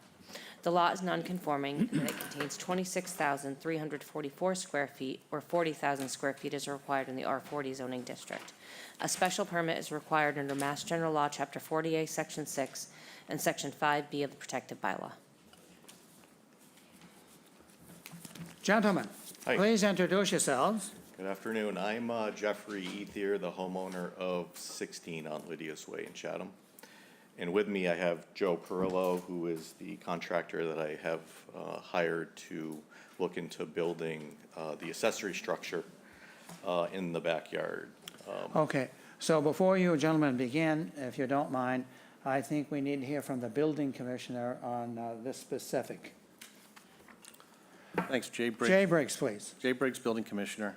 We had a number of questions after the site visit today about questions to do with the rear deck and whatnot, so I just wanted to briefly go through a permit history with you, just so you're up to date. Thank you. In 2003, a variance was sought to construct a single-family dwelling that was 3,936 square feet, where 2,950 was the maximum. The variance application was denied. They came back in the same year, and building permit 03-231 was issued to construct a single-family dwelling with a conforming building coverage of 2,950. The building plans proposed a 5-foot by 31-foot second-story deck on the back of the house. Typical decks aren't included in building coverage calculations. No final as-built plan was required at that time. It wasn't customary practice of the building department back then. January 25th, 2023, building permit 22963 was issued to construct an 18-foot by 36-foot in-ground gunite pool. Pools and pool decks are not included in building coverage calculations. March 9th, 2023, building permit 2368 was issued to rebuild the existing 12-foot by 31-foot deck off the back of the house. The site plan did not show an increase in building coverage. Typical decks are not included in building coverage calculations. It has come to our attention the existing second-floor deck was only 5 feet by 31 feet and incorporated a pergola into the design. It was not a 12-foot by 31-foot deck as suggested in the building permit application. This wouldn't have been an issue with building coverage except for the fact it contains an impervious barrier, which does not allow water to pass through. This should be included in building coverage calculations and was not. Whereas the site plan indicates the coverage to be in excess of 2,950, the increase in building coverage requires the grant of a special permit. This has been brought to the attention of the applicant. May 4th, 2023, today. Building permit application 23227 is on hold until receiving the grant of a special permit for an increase in the building coverage, where the building coverage is already in excess of what is allowed. The hearing is scheduled for right now. The building coverage issue that was discovered today for the permit pulled by a different applicant. Site plans for both applicants were created and stamped by Daniel W. McKenzie, registered professional land surveyor of Strong Tree Engineering. So I'm not sure how the board would like to proceed, knowing that the building coverage that's going to be presented today doesn't incorporate that of the 12 by 31 new deck that was permitted. And I don't know if a withdrawal might be recommended just so that they could get the plans corrected and updated so you have an accurate building coverage going forward. So, thank you. So, to review what you said, the applicant, not this applicant, but the previous owner applied for a variance and that was denied? Initially in 2003, going But- back before this house was built. At the end of the day, it ended up being more than the amount allowed, is that correct? Well, back in 2003, you didn't have my interpretation of corner boards for building Right. coverage. So the overage in building coverage could be due to that, because these are new plans that were Okay. created recently. Okay. So, gentlemen, I think you heard what he said. I agree with what Mr. Briggs said as far as, I think you should withdraw without prejudice and come back and straighten this thing out, because you probably would have a tough time today of advancing. That's all I'm suggesting to you. You can do what you wish, but I would suggest you request a withdrawal without prejudice. And this is for the auxiliary building permit or the deck permit? You're in front of us for the auxiliary building. Correct. But going back in time, the whole thing has to be straightened out, I think. Right. So you would be able to deal with both issues. Okay. So I feel as though I should speak here kind of openly here on how this, the timeline of events, okay? So when I had applied to rebuild the deck or the structure, I guess there's two different terms there. Deck, according to Mr. Briggs, was a 5-foot deck with 2 second-floor French doors that would access this 5-foot deck, if it was 5 feet. I'm not quite sure. It was pretty close. But it was a 12-foot out structure, so there's a pergola. To me, homeowner, Jeff, it was a deck. That footprint is what we aimed to replace as it was rotted. So we were unaware of any type of need to, think otherwise. So when I hired an architect to redraw the plans, I have 3 or 4 pages of plans, I had said it would be nice if I could have some modern technology called a rain escape system put in between the joists that would capture the water, funnel the water into a gutter under the deck, which would then tie into the existing drains of the house. So to me, what I was doing was everything was being done the right way. So we had submitted those plans. Those plans were reviewed, showing 12 feet out by 31 feet wide, with this system that may be creating the term impervious situation. They were approved. I proceeded. And now I'm being told that things might have been overlooked and not looked at correctly. So, who's to, I'm not trying to shift any blame here, but I am not to blame for this. But now I'm going to be put on hold while things get reviewed as they should have been the first time by the town. Well, I can't say what's going to happen because I've suggested to you that you withdraw and come back with proper advice to correct the situation and also to proceed with what you wish to build. So I can't answer your question. So is to correct the situation is now a special permit has to be filed Jay? by? Yeah, the deck now creates building coverage because of the impervious nature of the deck. The building coverage is already over, it already exceeds what's allowed. So to go further than that, you need relief from the grant of a special permit. So I don't know if you want to treat it as 2 separate special permits, but it might make sense to incorporate them into the same special permit. And as far as the issuance of a permit and what might have been missed from the building department, the permit application stated it was to rebuild the existing 12 by 31 foot deck. So there was a detail on the last sheet that showed the impervious barrier that we did not catch, but the building coverage remained the same from existing and proposed, and the description of work was to rebuild an existing deck that wasn't 100% accurate.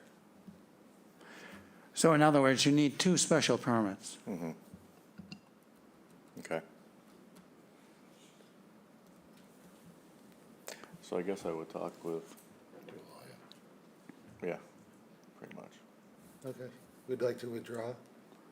Okay, would you please state that? You'd like to withdraw? We'd like to withdraw our application for today. And Okay. resubmit it. Without prejudice? Okay, Paul? I'll move to grant the requested withdrawal without prejudice. And Dave Veach seconds. Need a vote on that? Approves. Paul? Approves. Dave Veach approves. And I approve. Thank you, gentlemen. Thank you.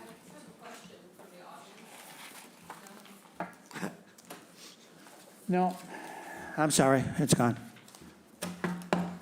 Okay. 23-034, please, Sarah. Application number 23-034, Shipslight Real Estate LLC, care of Theodore Streiber, 15 Linden Tree Lane, Chatham, Mass. 02633. Owner of property located at 79 Cross Street, also shown in the Town of Chatham's Assessor's Map 15D, Block 109, Lot 3. The applicant seeks to enlarge, extend, or change a nonconforming structure on a nonconforming lot via the partial demolition of multifamily structure and the construction of additions. The existing multifamily structure is nonconforming in that it is located 20.9 feet from the road and 6.6 feet from the westerly abutter. The proposed additions will comply with road and abutter setback requirements. The existing building coverage is 2,091 square feet, 24.2%, and the proposed building coverage is 20,085 square feet, 23.8%, where 15% is the maximum allowed.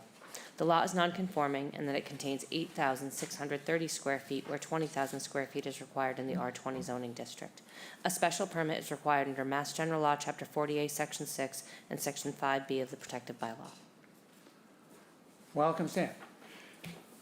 And- My name is and Sam. Ed. I'm Sam Stribert. I'm the architect. Just to recap a little bit, we came before you with a request for some variances because we had extended the new construction to up to the point of the existing, and we were attempted to describe our hardship involved, and the board, in its wisdom, decided not to consider that. So we withdrew without precedent, and we were reconfigured our plans to such that all new construction was held within the setbacks or the buildable area, so that no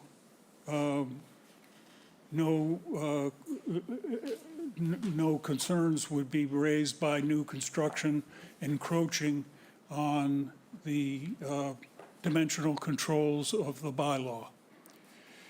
And so that's what we're presenting today. This project, I think all of you had seen the previous project, so you can appreciate how much we've changed it in order to bring the new construction within the setback lines so that there was no encroachments. Sam, both Lee and Jenny were not members at that time. That doesn't mean they haven't seen it, but just so you understand. Okay.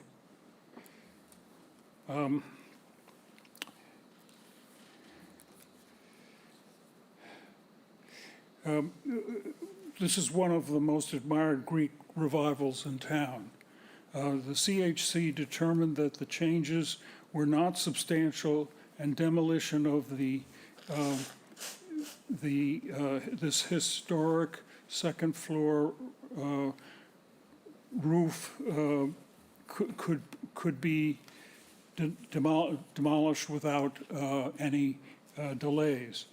The areas are shown in the packet, which parts are being demolished. They are mostly concentrated on the rear dormer roof, which was done in 1914 and was not built. It was built in the most minimal possible way at the time, and it was not taken into consideration how headrooms would be determined and where things would be located. So we took a fresh look at it, and every attempt will be made to preserve the original rear first floor walls and add only where needed by the walls, ceilings, and new dormer roofs and compatible details. Now, with the new construction, we did try to save two parts of the old building and reuse them as pre-existing non-conforming structures. On the east side, a 1907 vestibule will be saved and reused as an existing entry to the first floor rear unit. On the west side, and a pre-existing non-conforming portion of the bathroom and the bedroom will be utilized by the unit for bathrooms and kitchens. The rest of the open corner that is inside the buildable lot area will contain a portion of the kitchen and the basement stair. I could better show you on the plan.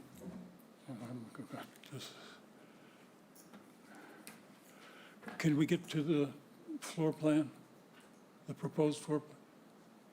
Okay. So this is the existing plan and. Sam, so you know, Sarah is controlling the screen. What? Sarah is controlling the screen. This is my, Oh, I understand that, but when you want to change or something. I see. Yes, Yeah. Sarah's in charge. Yeah, Okay, well, see this dotted line is the line of 15 feet from the lot line. And so this is the little piece that will be preserved. Can we see the proposed, Sarah? So, no, first floor. There. This is it. So this is the little piece that we will be saving, and then we're building in this corner. This is new construction. The setback line is right there. You can see it right there. So this is pre-existing as well. And this is the little vestibule which we'll be using as an entry. Okay. Okay.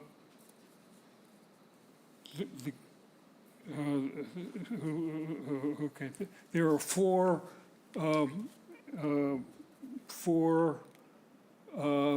AC compressors and condensers on the south end of the building, and they are being built within the buildable area. So those will be on the ground and screened by some appropriate landscaping.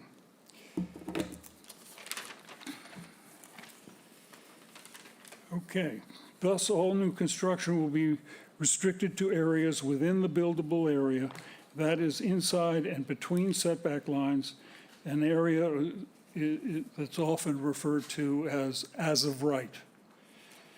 The height of the front building will remain the same at 23.3 feet, 6.7 feet below the max required by the bylaw. The additional construction raises the rear roof from 17.6 to 21.7, 6.3 feet below the maximum. Remember, it is the low roofs of this 1914-18 dormer that caused the code and livability problems in the first place. While the 190-foot frontage on this corner lot exceeds the 100-foot requirement, the size of the lot at 8,630 square feet is below the required 20,000 square feet, as do some other lots in this area. It is for this deficit we asking for a special permit, since you will find this project very compelling, very compatible to the neighborhood streetscape. And I can read the 12 points. It's very similar. The Colemans have owned the Ship's Light for 50 years with the intention of using it long-term as a seasonal rental property. It's been used as a seasonal rental since 1945. This building has stood since 1828 or so with, wait a minute, I got that. Yeah, 1820, or so with the rear parts begun in 1830. Originally, the lot was nearly twice the size, stretching back along Shattuck Place for its length on again. In 1948, the lot was subdivided with part down Shattuck Place, divided into thirds with houses subsequently built on each one. This very odd lot preceded Chatham zoning by many years, and the lot is non-conforming at 8,630 square feet. The frontage is over 190 feet, complies with the bylaw, but the lot size is not at under 20,000 square feet required by the R20 district. The house sits very comfortably on the lot and as viewed from any point on the street because it is set back from Cross Street 32.2 feet, where 25 feet are required, and the additional 7.2 feet contribute to the spacious lawn setting of this historic Greek revival. It is set back from Shattuck Place, it is more comfortable for its corner location. It helps the yard that is treed and otherwise landscaped. Compatibility of the size with the neighborhood properties. Ship's Light property, 8,630 square feet with the house built in 1828. Other properties were set up in those early times. Some are less in area with less than 3,000 square feet were split off in 1948, earlier than zoning for Chatham. Other nearby properties range 10,000 square feet for 71 Cross Street, 23,773 square feet for 8 Shattuck Place, and 19,000 square feet for 76 Cross Street. All are non-conforming under 20,000 square feet required by the R20 district. All these properties are close to in-town area, and they're still well landscaped and varied in streetscape. Certainly Ship's Light contributes to that charm. Extent of increase in non-conforming natures.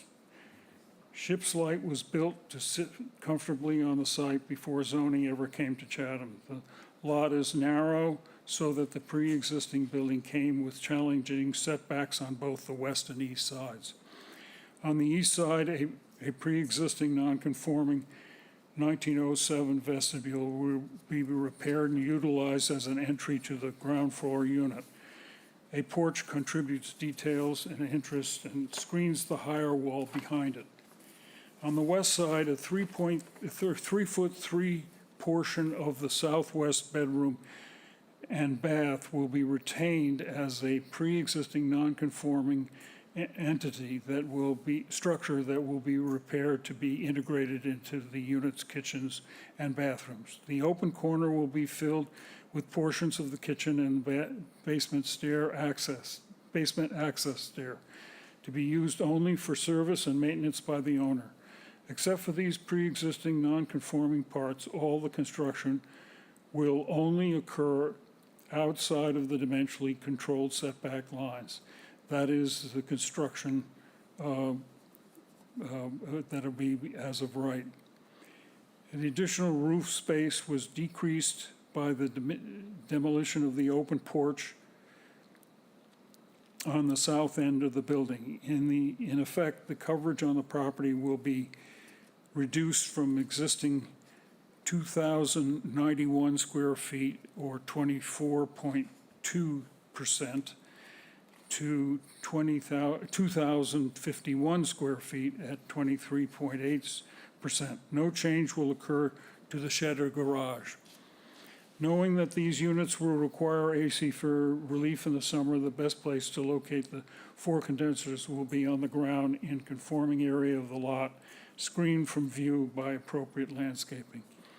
Suitability of the site, including impact on neighborhood property. Ship's-like property is very much like their neighbors, with uses appropriate to small residences on landscape properties.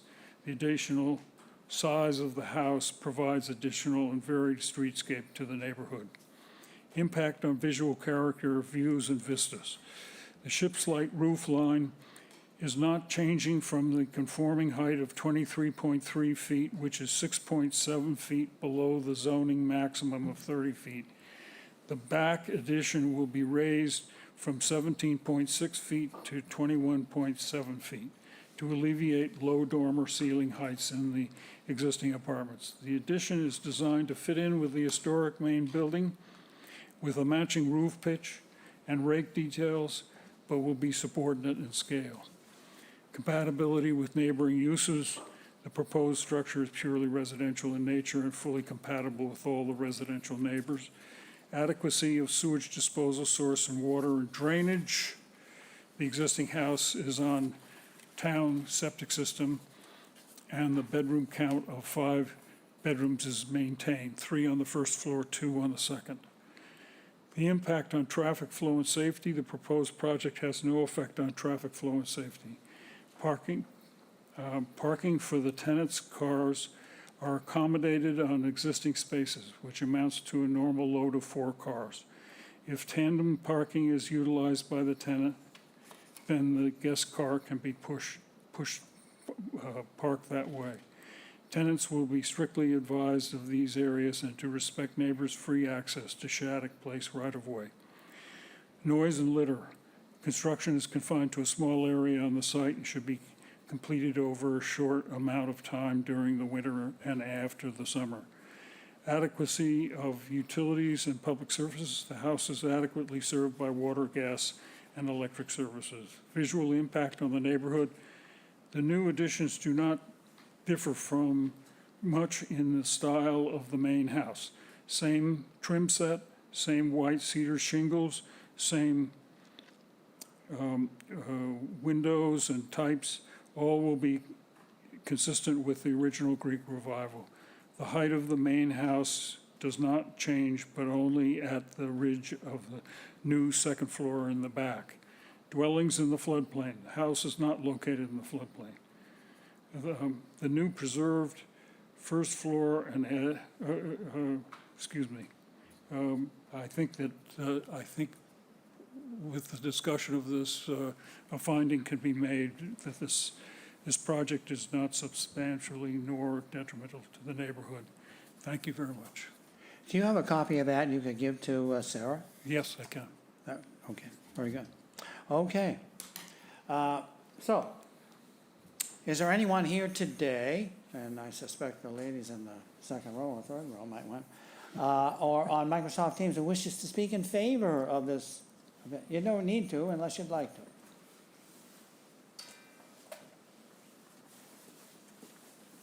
My name is Harriet Prout, and I own the property on 9 Shattuck Place, which is directly across the street. I've owned the property for 30 years. They've been great neighbors for the entire time.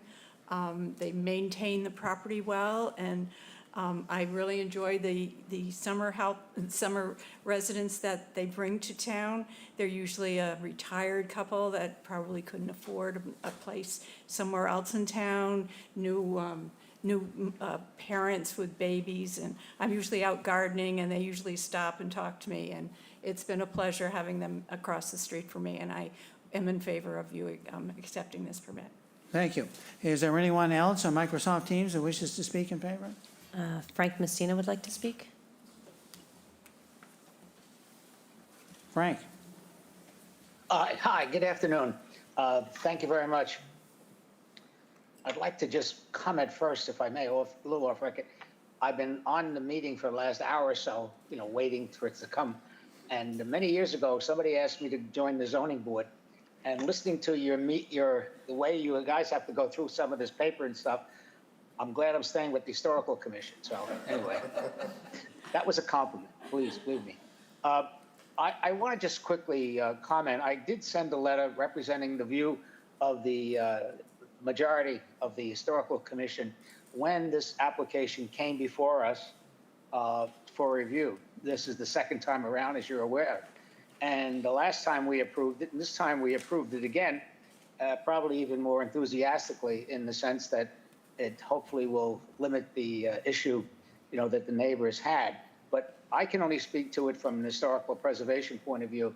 This house is extremely, has a long background and a long history in Chatham, and its Greek revival, streetscape is just one of that we've enjoyed for many years, and it's kind of an anchor for that portion of town. So I hope you gentlemen, see it in your own views that you can allow this to proceed. And the reason from another perspective, historic preservation, is that these old homes require a lot of work, and we like the fact that people are willing to invest in the homes and upgrade them, but still maintain the historical integrity of the property. So anyway, that's coming from me individually, and also the majority of the Historical Commission, which you have in the letter of transmittal. Thank you very much. Thank you, Frank. Is there anyone else who would like to speak in favor on Microsoft Teams? I see no one else to speak in favor. Okay, I'll read the correspondence. First is the letter that Frank was referring to. It's dated April 30th. The Chatham Historical Commission held a hearing on 4/18. Commission unanimously agreed that the early 1800s Greek revival house was historically significant. We further agreed that the proposed changes would not alter the historical significance of the structure. This house had recently been awarded a quote-unquote preservation award by the Chatham Preservation Committee as a result of the efforts by the owner to make changes but to preserve the historical structure. We also feel these proposed changes and upgrades continue to preserve the historical significance of the 1800s Greek revival house. And that was signed by Frank as chairman of the Historical Commission. Then we have a email from Judith Giorgio, who says, I've reviewed the requested additions and renovations. The property is connected to town sewer. Plan does not add sewer flow to the property and is accessible, and that's the extent of the correspondence. Is there anyone here today or in the audience on Microsoft Teams that wishes to speak either against or has a specific question? If so, please indicate you'd like to join the meeting. There is no one to speak in opposition or with a question. Okay, so we'll have questions from the board. We'll start with Ginny. Thank you, Mr. Chairman. I wasn't here before, but I did view the tape, as the chairman said, in November. And Mrs. Coleman, I recognize you're here today. I thought I heard you say back then that your grandmother had it as a 5-bedroom, but your family have since converted it to a 4-bedroom? Is that correct? Hi, Allison Coleman. I believe I said that there used to be, now there are 4 units in the building. There used to be 5. So units, not bedrooms. Oh, It's okay. been 5 bedrooms, pretty much for forever, and we're not changing the bedrooms. Okay. That answers my question. I was confused then. I guess I didn't pick up on units versus bedrooms because I saw on your proposed plans, I saw 5 bedrooms, and I couldn't reconcile that. Okay. Mr. Streiber, thank you for I thought that was a great presentation, and perhaps I missed it. You said there's no change to the garage, correct? No change to the garage, What no about change to the Shed? shed. No change to the shed, Yeah, okay. no change.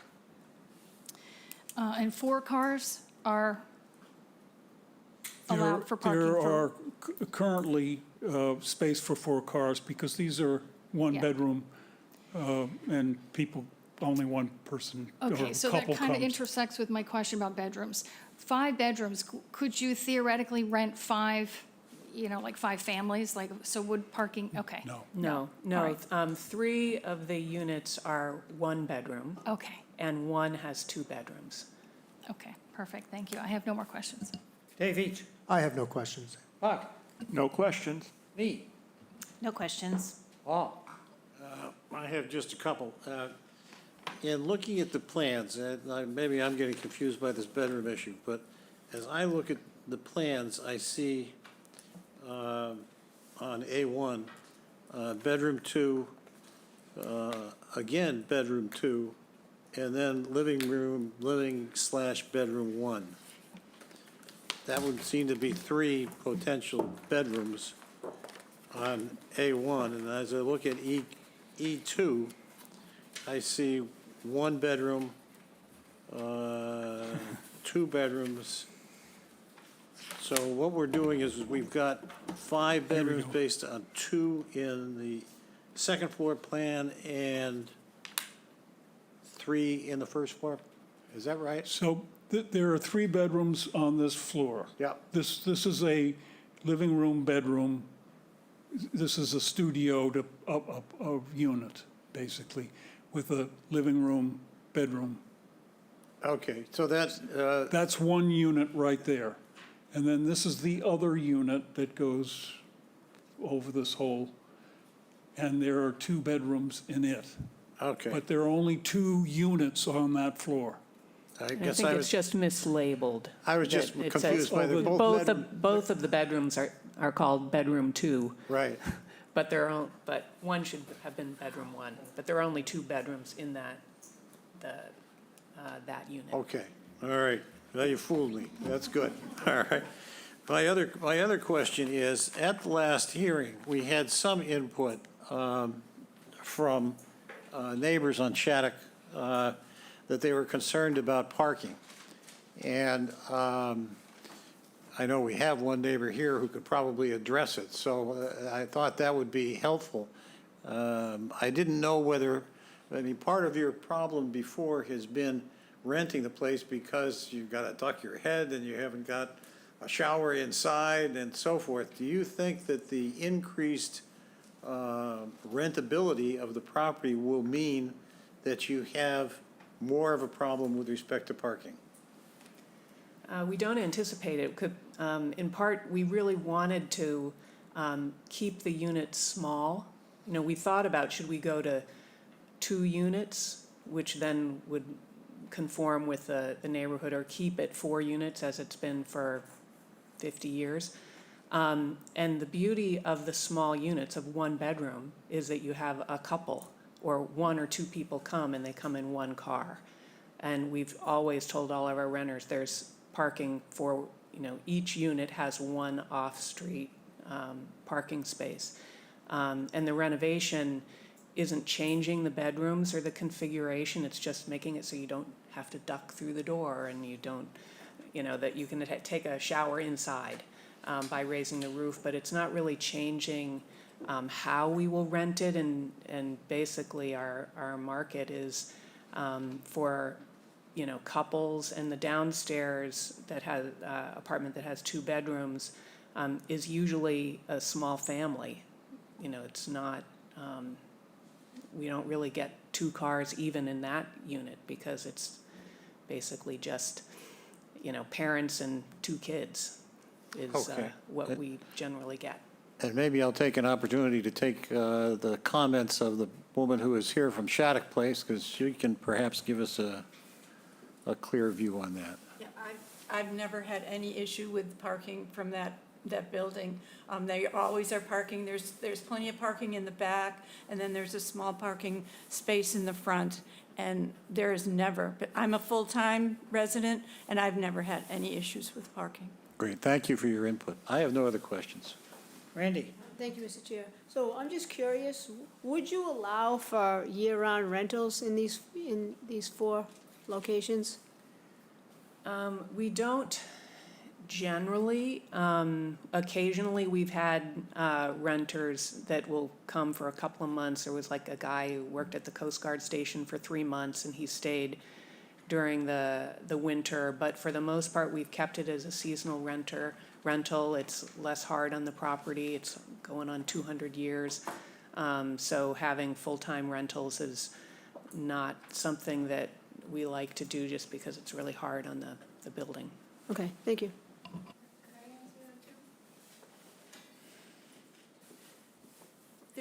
Their summer visitors are people that could not rent anywhere else, probably in Chatham. That, you know, they're retired elderly, and there's newborns with, you know, young couples.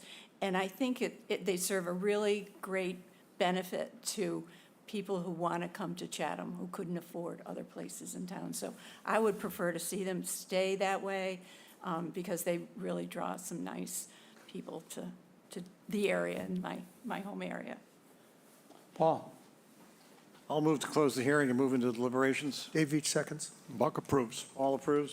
Brady approves. Dave Veach approves. I approve. Okay, deliberations. Dave? Well, I was, in the previous iteration, I would have been able to feel that it met the criteria for a variance. And so I certainly will support this. It's not, it meets all of our applicable criteria, and it's an improvement. It's certainly not substantially detrimental to the neighborhood. It's an improvement in the neighborhood. Buck? So I have to commend you, Sam. When it was before us as a variance, it looked impossible. And after it was denied, it looked like it was impossible. And you've done an amazing job coming back to satisfy the requirements of a special permit. And I agree with the previous speaker, and I'll support it. Lee? Thank you very much, Buck. Yeah, I agree. I think it looks like a great design. I agree, it's an improvement, and it meets all the criteria, and it looks like a great project. Paul? Yes, I'm glad you were able to solve those problems that you talked about. It's nice to see it being done, and being done without the variance issues, it's a win-win. So I intend to support it. Randy? It's an improvement, and I would support it. Jenny? I echo what Mr. Upson said about the improvements. I was also struggling watching the hearing about, oh my gosh, this is not going to happen. And then here it is, and it looks, the renderings that you have provided us are clean and an improvement, and I think you did a great job. I also wanted to comment on, I appreciate Mr. Messina dialing in. I think that he speaks with authority with respect to historic properties. His comment about they're very costly to maintain. So I think that the income offset potentially helps with that, and I support that. And then I'm very impressed with the neighbors' comments, because I will say, coming here today, I was concerned about impact on traffic flow and safety, because I think of the prior neighbor comment at the prior hearing. And then I wasn't sure if the suitability of the site with respect to parking was really going to have a detrimental impact on the neighborhood. But I've been swayed today, so if I were voting, I would vote yes. Thank you. Well, I don't know about conditions. When are you gonna do this, Sam? If we get your approval today, we'll move ahead to try to work with the contractor. But our goal is to start construction in the fall, and sometime in September, and to finish it by June, so that we can rent for the next year. Well, I would think then that we could use our standard conditions, because you certainly can't be parking any construction vehicles on Shattuck. And there's an awful lot of activity down there in that location. So I will move to approve the application as submitted with the condition that all construction activity and vehicles be contained on site or at a neighboring property with the permission of the property owner. That between June 30th and Labor Day, no exterior construction shall be allowed. No work shall be permitted on the weekends, and construction activity would be between 8 a.m. and 5 p.m. only. And Dave Veach seconds. So, excuse me, one of the two parks downtown, between Ava Chase and Kate Gould, both have parking. And the one at Ava Chase could be used by construction people, which then reduce it for the people that want to walk the dog and walk around up to the windmill and whatever. So there should be potentially, not my call, there should be some consideration maybe in the conditions. Well, I think Paul said either on the property or on a neighboring property with the owner's permission, which would exclude. Thank you. Because we have had that problem at Oyster Pond. That's right. Yes. Okay. So, Anyway, on that so basis- now, Buck, you can say yes or no in voting. Oh, did he second the motion? He did. I'm sorry. Yes, I approve. Paul approves. Randy approves. Dave Veach approves. And I approve. That's a unanimous vote. Thank you all very much. Thank you.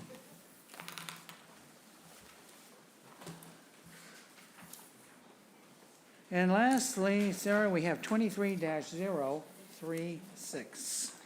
Application number 23-036, William and Barbara Richardson, care of William G. Litchfield Esquire, 330 Orleans Road, North Chatham, Mass. 02650. Owners of property located at 55 Strong Island Road, also shown in the town of Chatham's Assessor's Map 12M, Block 17, Lot B18.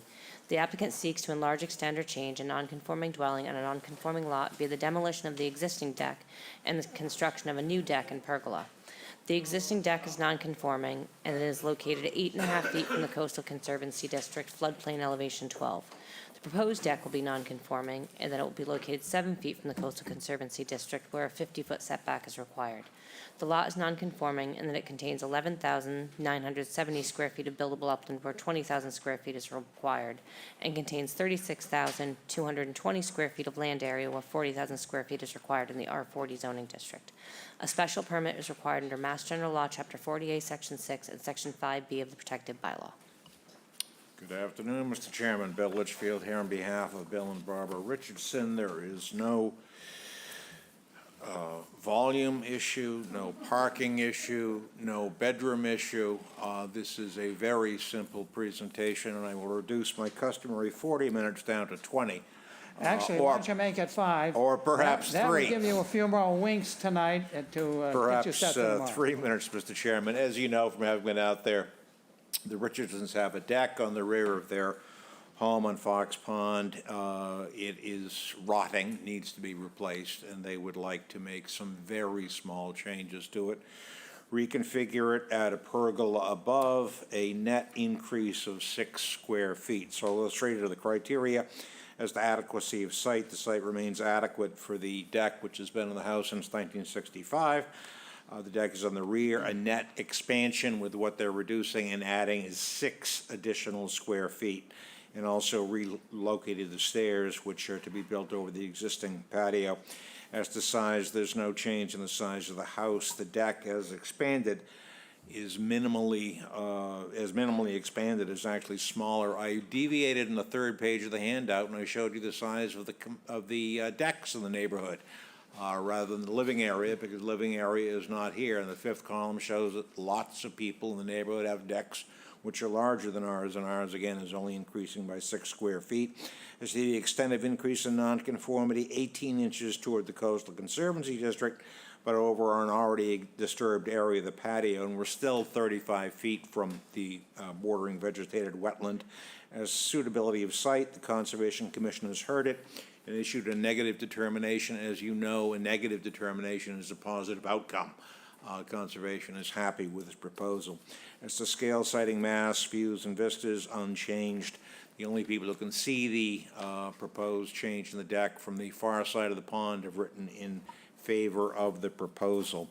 So the question, as you know, is whether this proposed small change with a reconfiguration of the pergola with no change of the gross floor area, the living area, is substantially more detrimental to the neighborhood. A 6 square foot addition is hardly substantial. I think the reconfiguration and the minor change in proximity to the pond is truly minimal. In light of the criteria in the plans, I think that you can find the proposed small change is not substantially more detrimental, and in fact, it's not detrimental at all. Be happy to answer any questions. Thank you. Is there anyone here today? Guess not. Is there anyone on Microsoft Teams who wishes to speak in favor of this? If so, please indicate you'd like to join the meeting. There is no one else on Microsoft Teams. I'll read the correspondence. First, we have a note from Judith Giorgio. On May 2nd, she writes, "No concerns about deck and pergola will not encroach on the septic system." And we have a note from Conservation Commission. Conservation Administrative Assistant Crystal Karen writes on April 25th, "The Conservation Commission held a public hearing on March 1st. The proposed project was issued a -3 determination of applicability. The project, as proposed, has been conditioned to meet the performance standards under the Wetlands Protection Act and the Town of Local Wetland Bylaw, Chapter 272, and regulations promulgated thereunder." Then we have an email from Joan and Richard Drury. They write on April 23rd. "We're writing to you about the project. Richardsons have been great neighbors for the last 13 years. The project calls for replacement of existing deck. House without a deck would constitute a dangerous condition. We wholly support it." And they don't give their address, but that's okay. I guess they live next door. And then we have a note. This is from Jake Beneke. And he writes on March 1st. "Thank you for notifying me about the upcoming public hearing. And the Aeneas Realty Corporation is the owner of several parcels indirectly abutting 55, including a residence located at 66 Rush Drive. Each of these parcels is a member of the Fox Run Property Owners Association. The Realty and its related affiliates and predecessors have owned the property in the vicinity of 55 for more than 60 years and were partners in the original purchase, subdivision, development. The residents at 66 Rush Drive will have direct and unobstructed views of the deck proposed to be rebuilt and expanded. We have reviewed the available plans and submissions and believe the proposed deck, while non-conforming, is entirely in line with the existing and historical character of the parcel, home, and with the broader neighborhood. We note that this is in contrast to many newly constructed homes which, while conforming fully with the applicable zoning standards and building codes, nonetheless present disproportionately large volumes and displace established vegetation in a manner that irreversibly disrupts the complementary and integrated aesthetics and design sensibilities of older established neighborhoods in town, including many located on Nickerson's Neck.